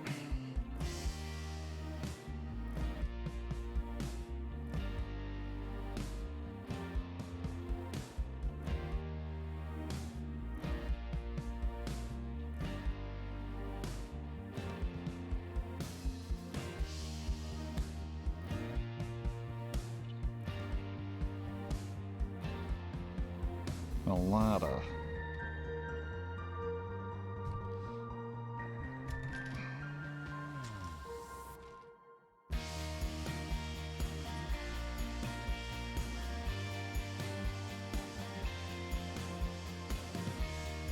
It just feels really weak when you put it together. It's kind of like...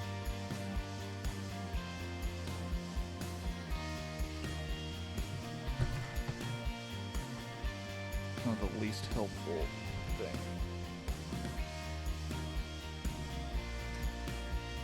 And a lot of it is made in a very specific way so that the wheels will work, or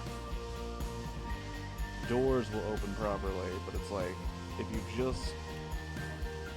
if they sacrificed one or two elements of the thing, it would actually go together better. But, as you know, I do not work for Lego.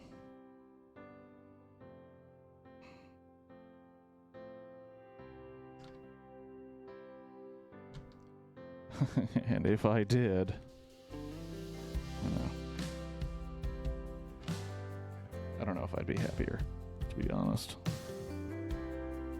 Like, the stress would just transfer.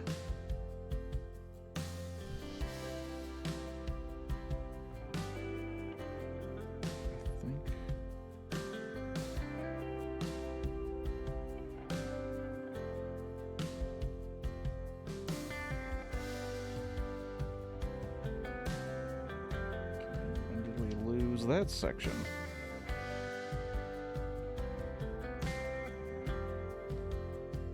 It's also a lot of, like, typically on a Lego set, like, you build a specific section, then you move on to a different section, and then it all kind of comes together slowly. This one, you, like, jump sections and change on sections, and it leads to a situation like this where you're like, when did we get rid of that fucking section?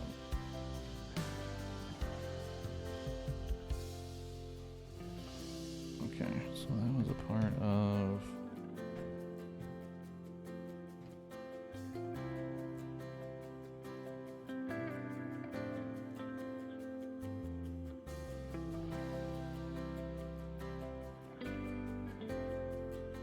This be part of Bag 9. Bag 9 is what we're talking about here. Yep.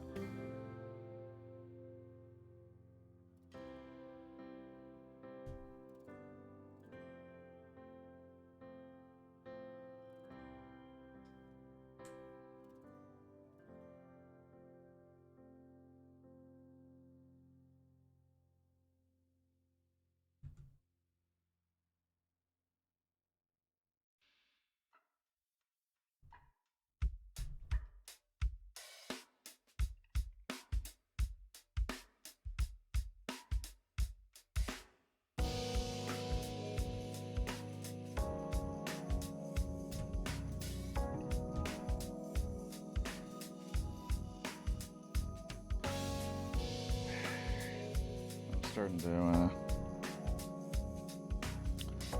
to feel those same feelings, Felix.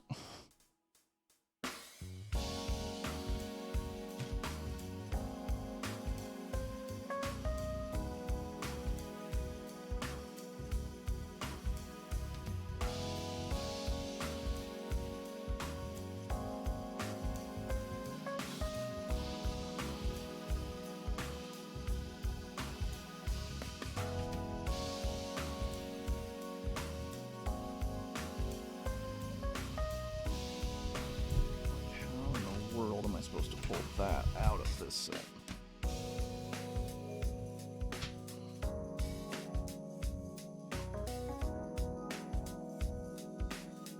Like,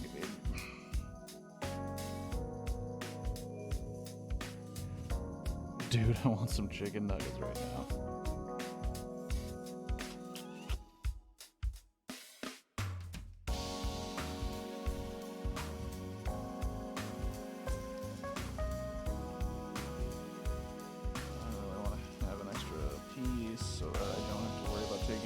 Out, and I would be wrong. Gosh, frickin' darn it. Okay.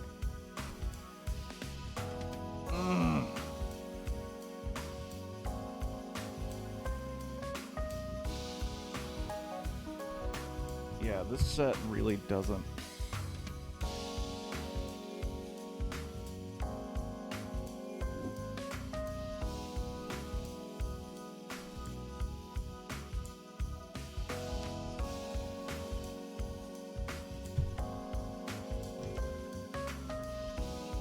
That really isn't conducive to being taken apart.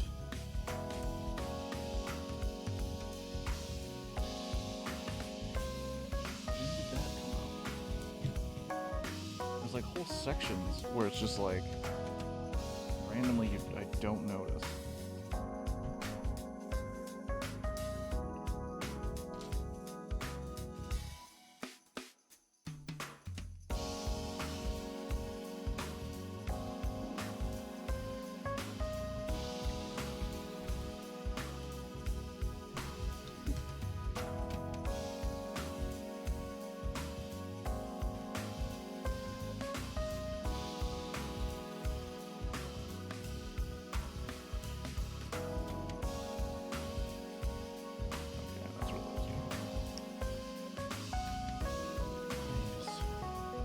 Slowly taking the pieces off, but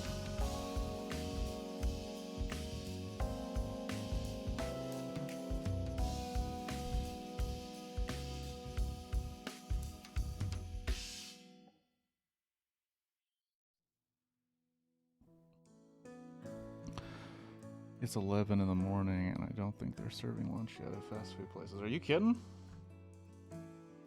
Yeah, they are. For sure, dude. I know for a fact if you go to Jack in the Box right now, they'll have chick nugs.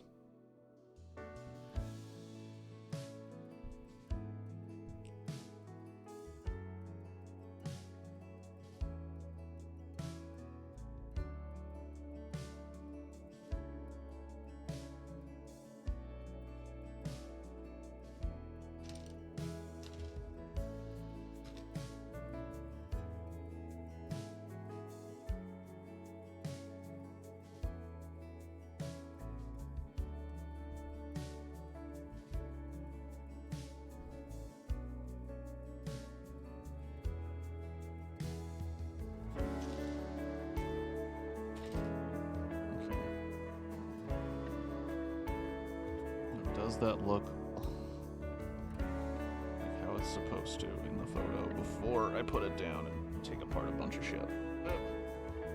Check Uber Eats or whatever they're probably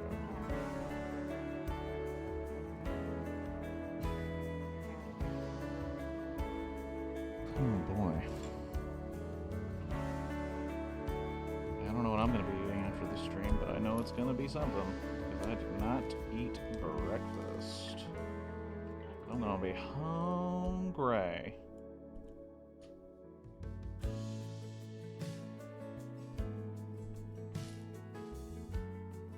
I'm gonna be hungry.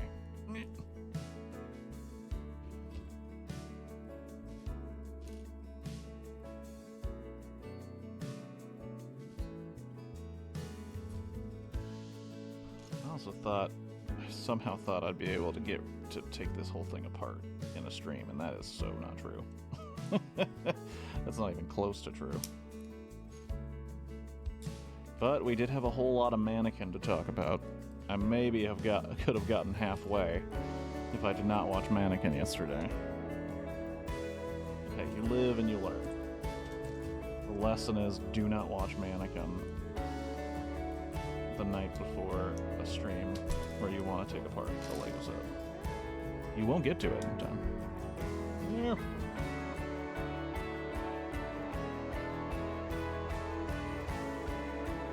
Eating nothing can be fatal. Who told you that? The lame stream media? Where does it say in the Bible if you don't eat, you die?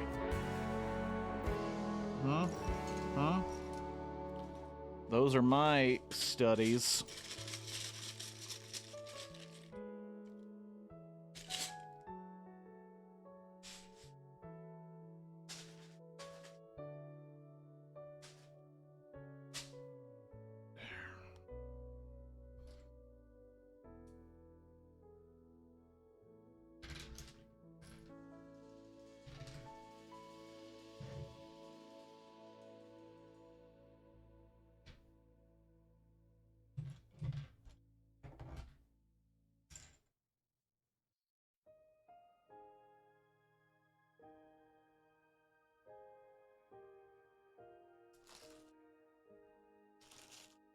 Because I think we're missing a piece, and I don't even want to look for it right now.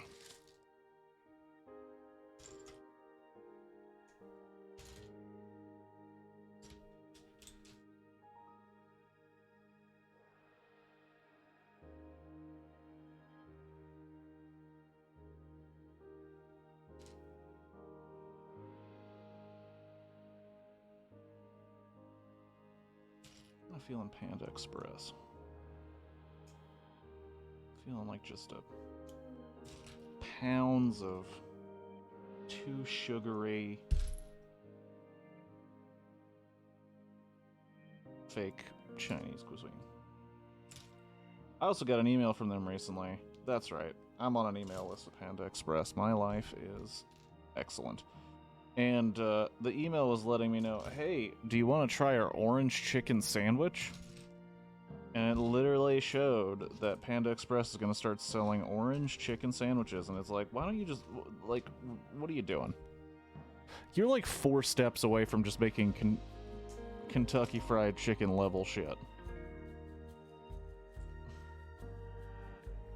There's already a, like, I forgot what they call it, but it's like their test kitchen. There's already a test kitchen somewhere where they make basically Panda Express burritos, where you get all the ingredients in a tortilla-like wrap, and it's like you guys you're getting to that point, man. I guess they're embracing it, and hey, they're counting all the money, so.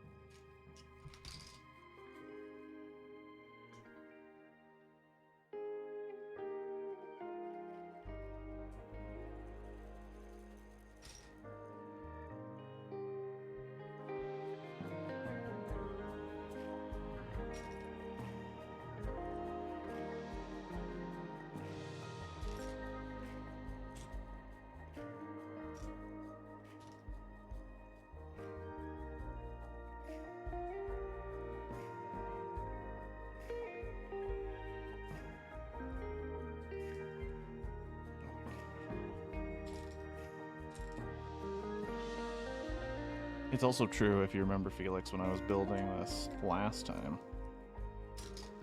like the whole point of Lego building and deconstruction is stress reducial. And yet, with a set like this, the stress only increases because the set doesn't really go together in a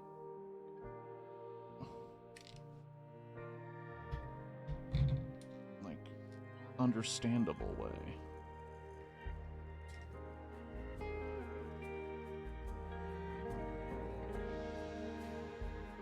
At least doing this part is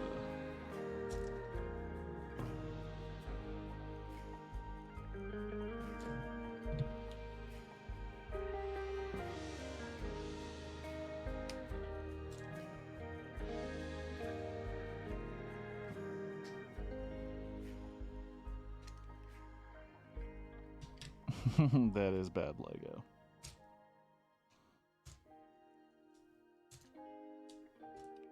One thing I thought about doing on stream, which can occur, but not soon, thought about getting one of those classic Lego bins. I think I'd have to figure out a better way to film everything. I still do, for goodness sakes. But get one of those, like, Lego creator bins. So there's just tons of random pieces, and then just build whatever I want. I have a feeling it would show how creative I'm not, actually, because I enjoy the simplicity of the instruction-based Lego sets, where it's just like, here are the steps to make a cool thing.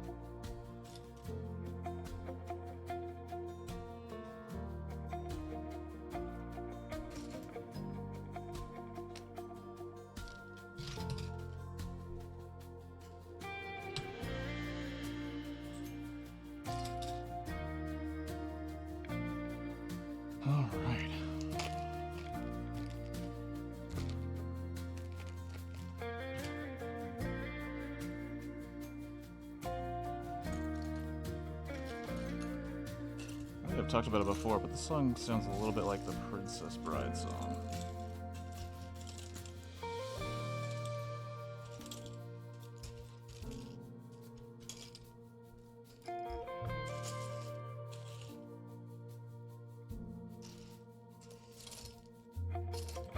Kind of a more muted version, less grand.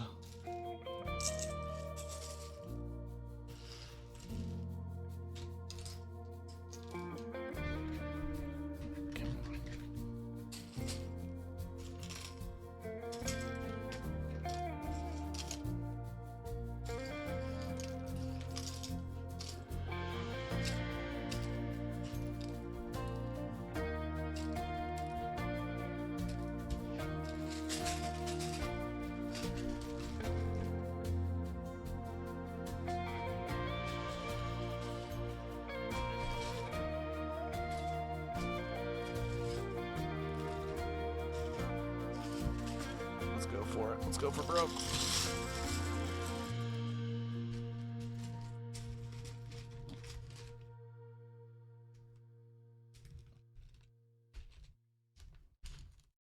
Oh, son of a bitch.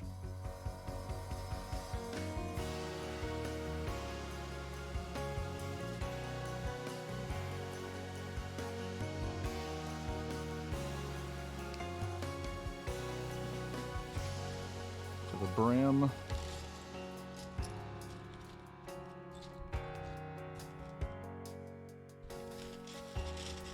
Boom.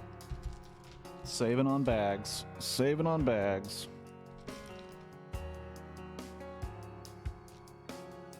8 and 9, right there.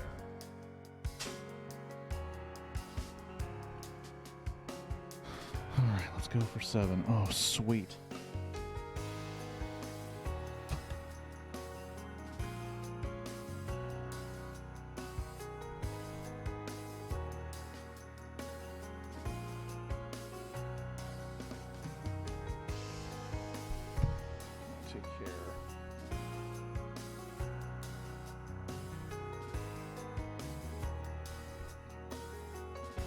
yeah, like I remember very vividly just saying straight up, these doors are the worst, one of the worst steps I've ever had on a Lego set.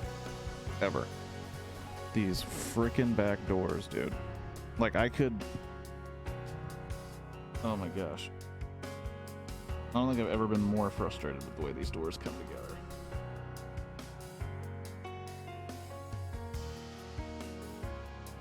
I feel like I need to get literal, like, tools to get this piece out of here.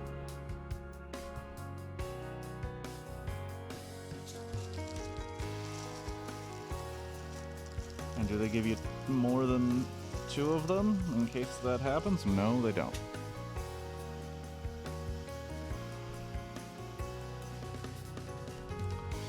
Excuse me for one moment.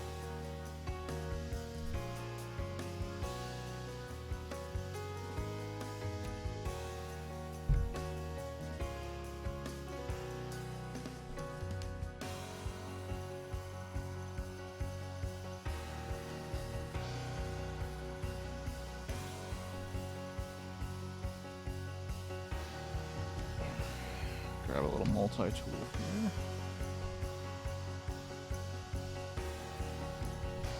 There we go.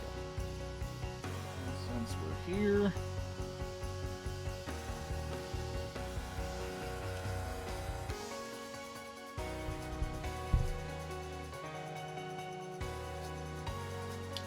that is bad Lego. I shouldn't have to get a multi-tool out to take it apart.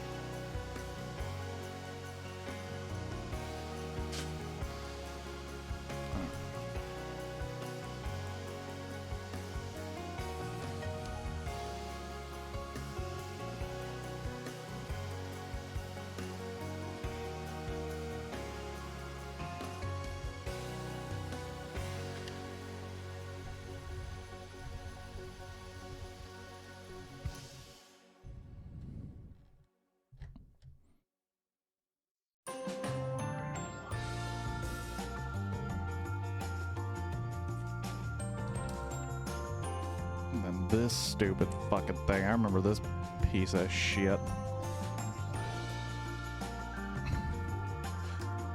Where it's like, wouldn't it be cool? Wouldn't it be cool if, like, the engine was, like, in it too? And it's like, yeah, that would be cool. But as long as it actually fits in there and doesn't require the slightest touch just to get it in and keep it safe.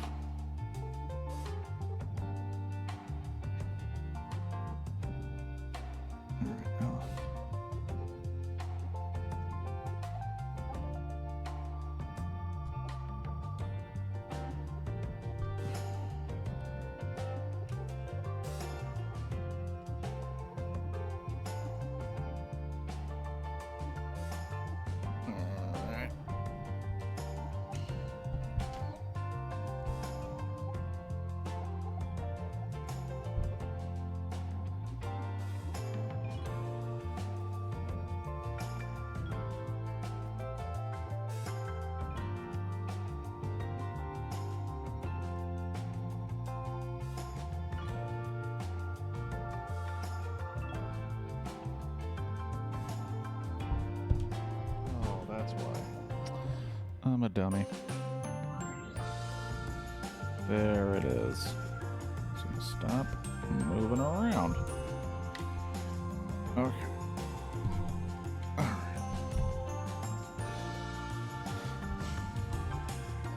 Now we're taking the skin.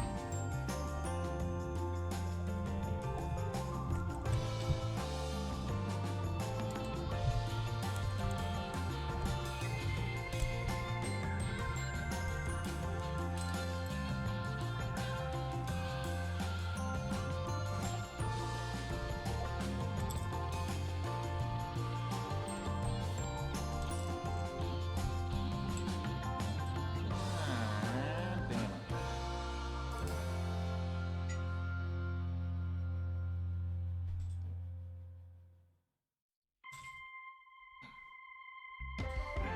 At least we get to bag 7 of 11.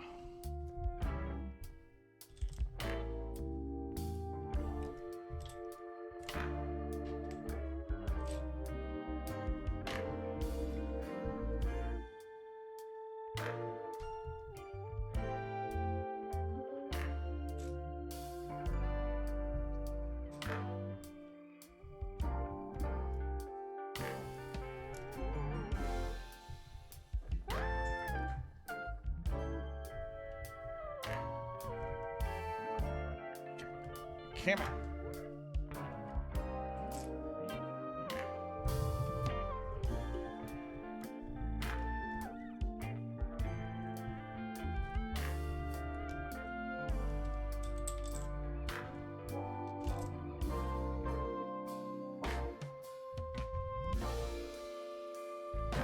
Alrighty.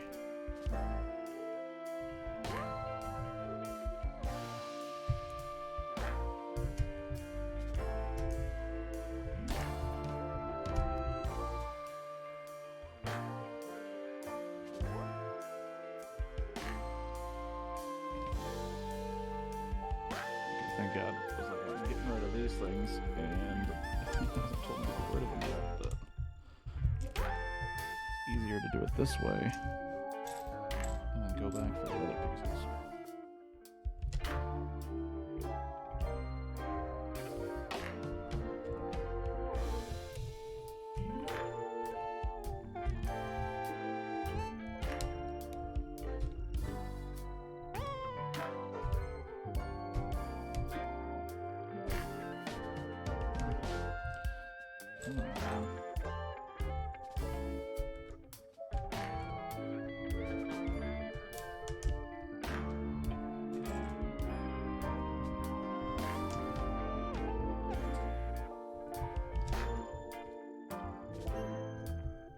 That piece really doesn't want to stay in there.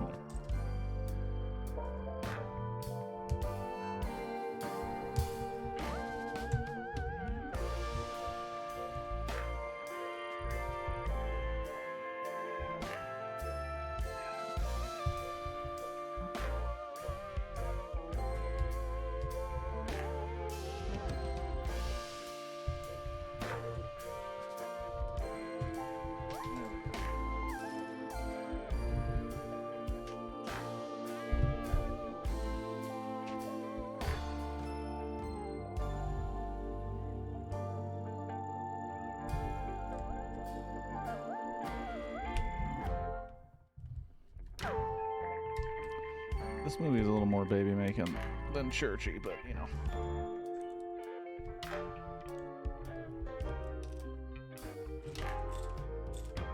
Making babies is cool with God as long as you're married, kids.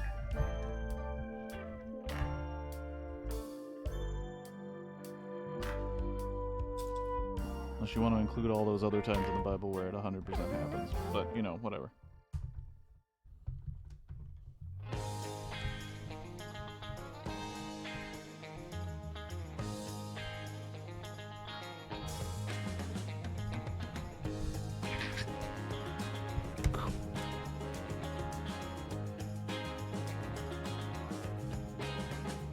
Mazel tov.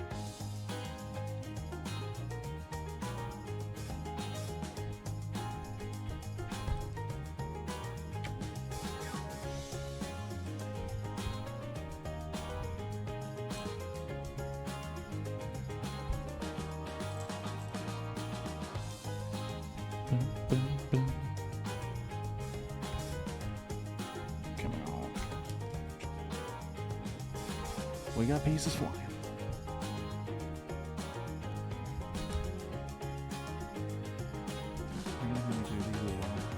I assume you are. Yeah, you are. Good.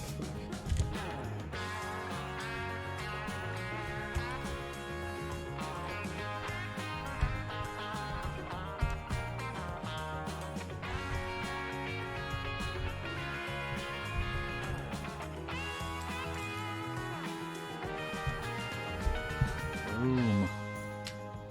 We're stripping them. Stripping them.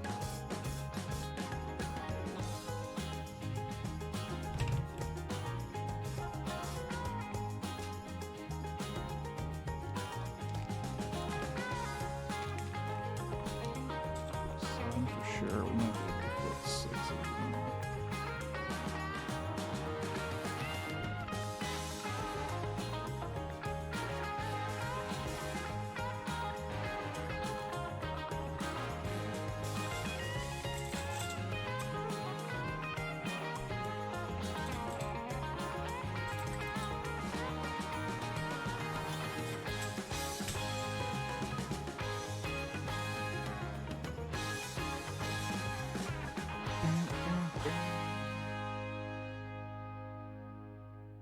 All right.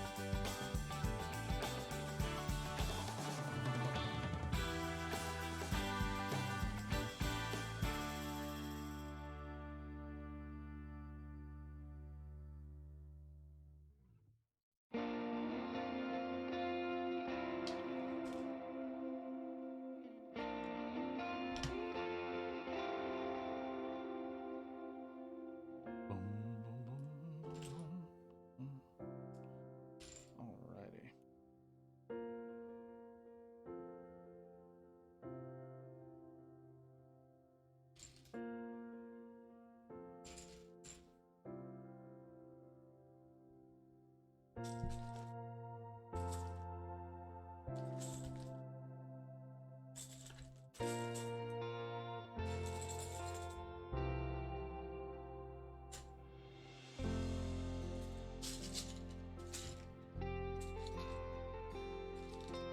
I think we're repeating the list.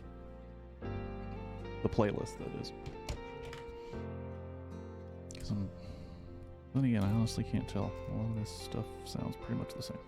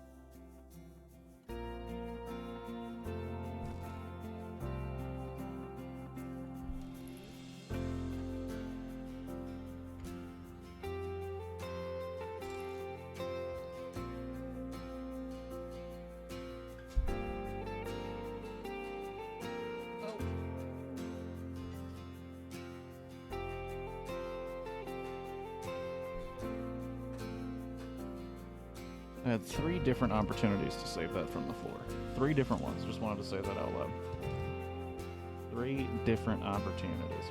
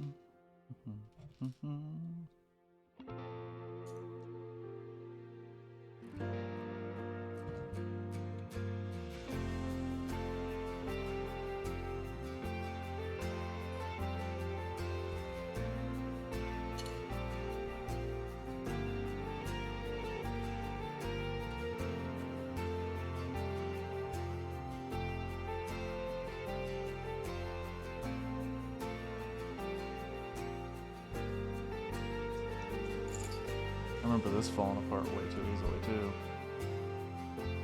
Trying to get it built.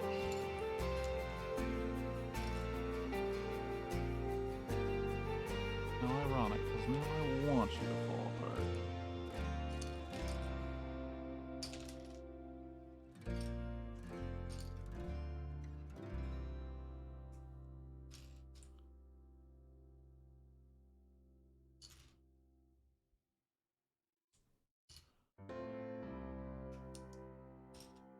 Pretty interesting that yesterday I watched Dungeons and Dragons Honor Among Thieves and Mannequin, and I haven't talked at all about Dungeons and Dragons. Not even a bit.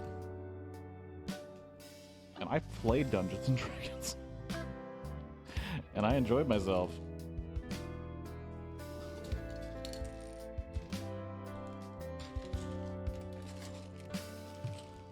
But it doesn't stand up to the power of Mannequin.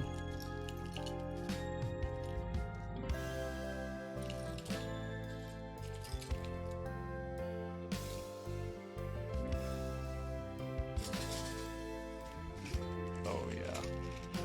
Oh yeah, we'll have enough room for bag number 6.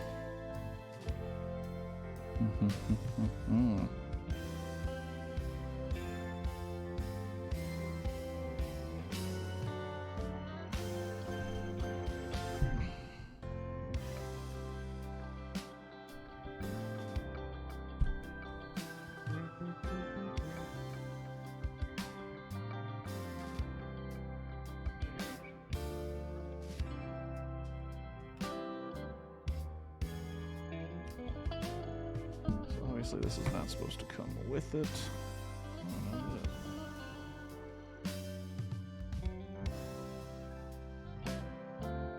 so it looks like that.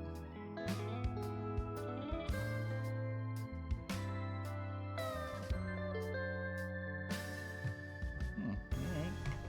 I did do that one right. Sweet.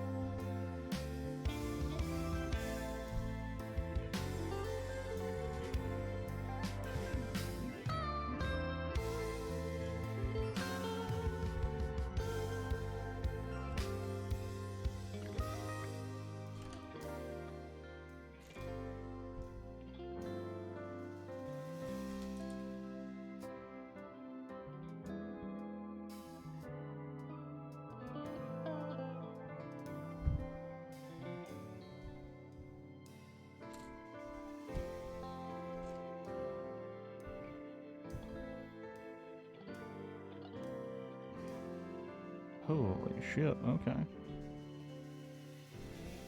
gonna take out the whole cabinet.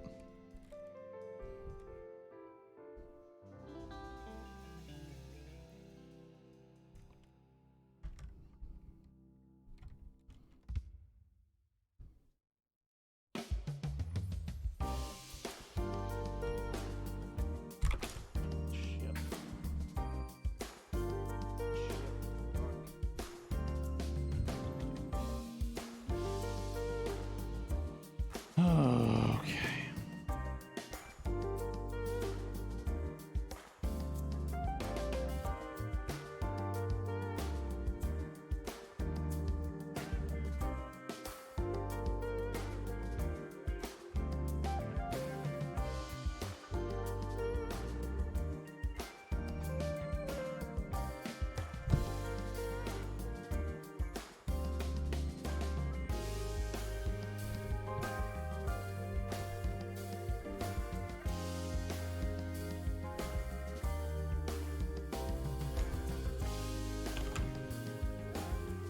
So here we go. Now we're playing this fucking game.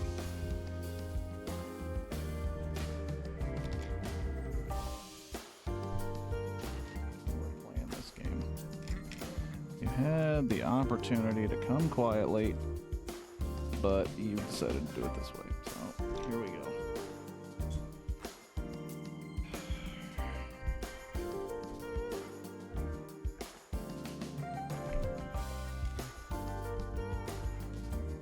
All you had to do was come out easily. Instead, you wanted to do about it like this.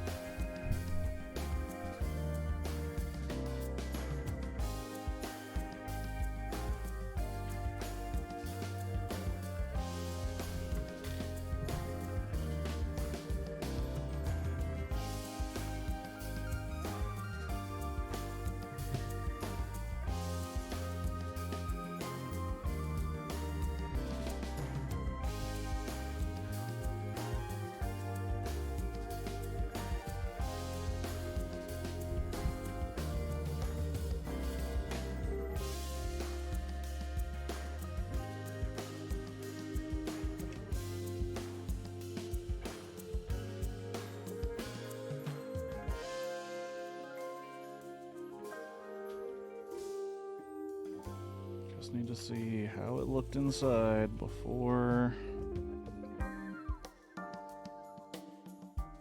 Yeah, that's right.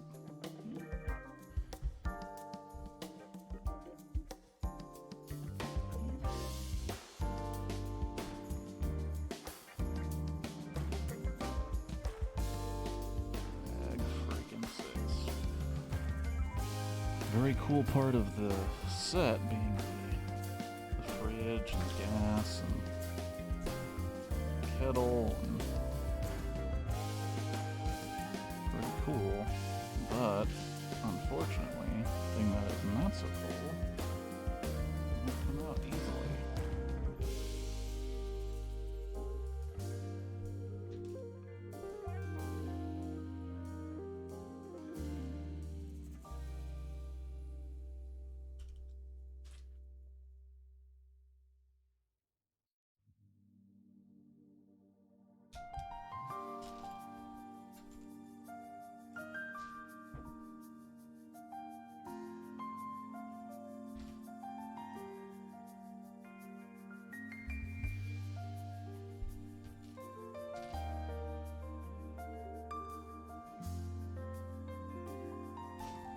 What was once a counter and gas tank and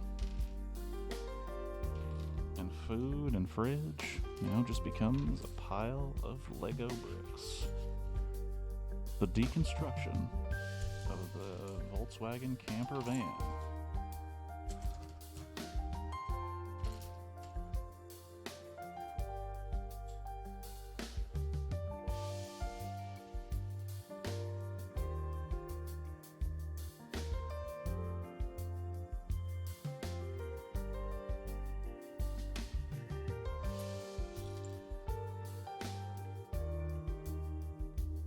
Separated, it's always a little stressful. I'm worried I'm gonna break them.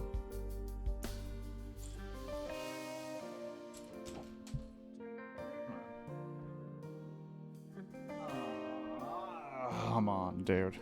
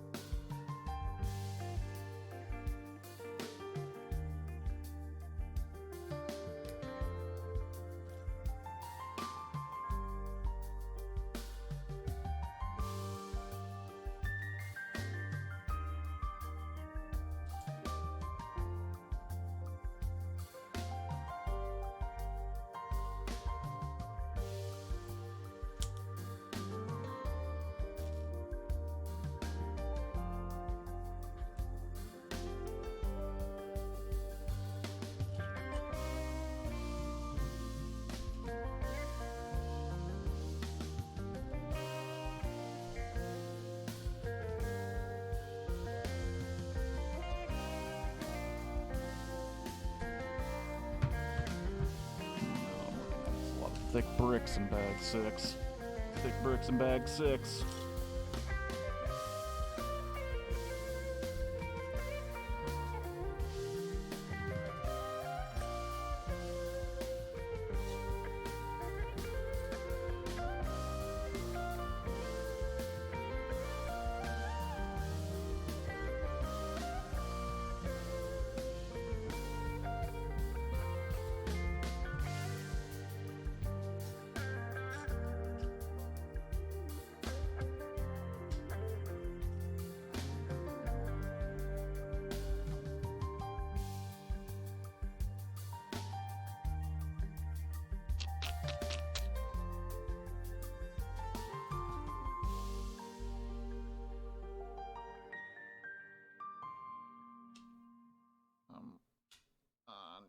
Son of a bitch.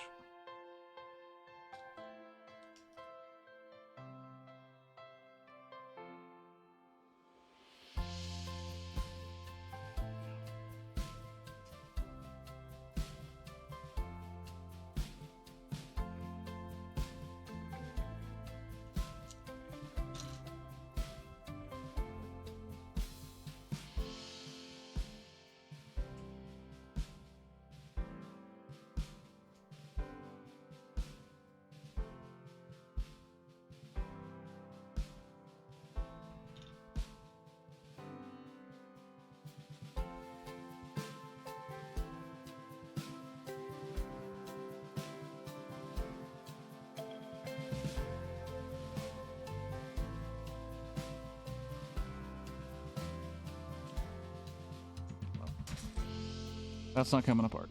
Thought I could make it happen. Can't.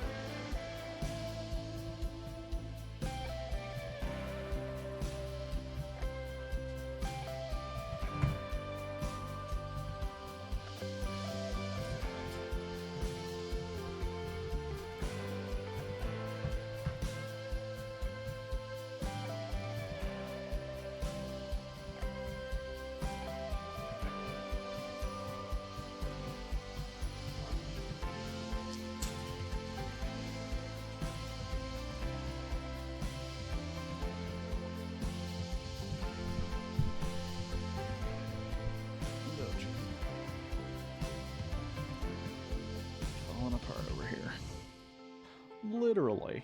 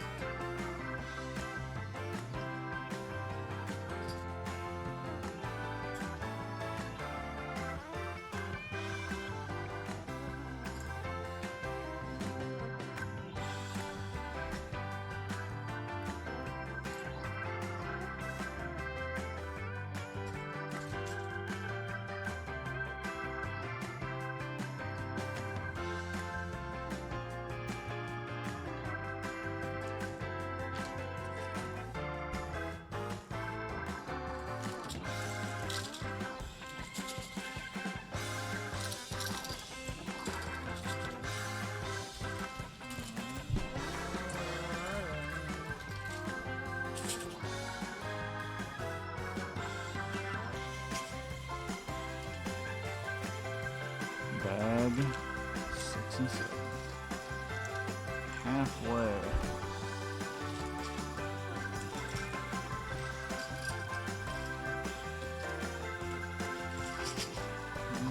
Through the bags.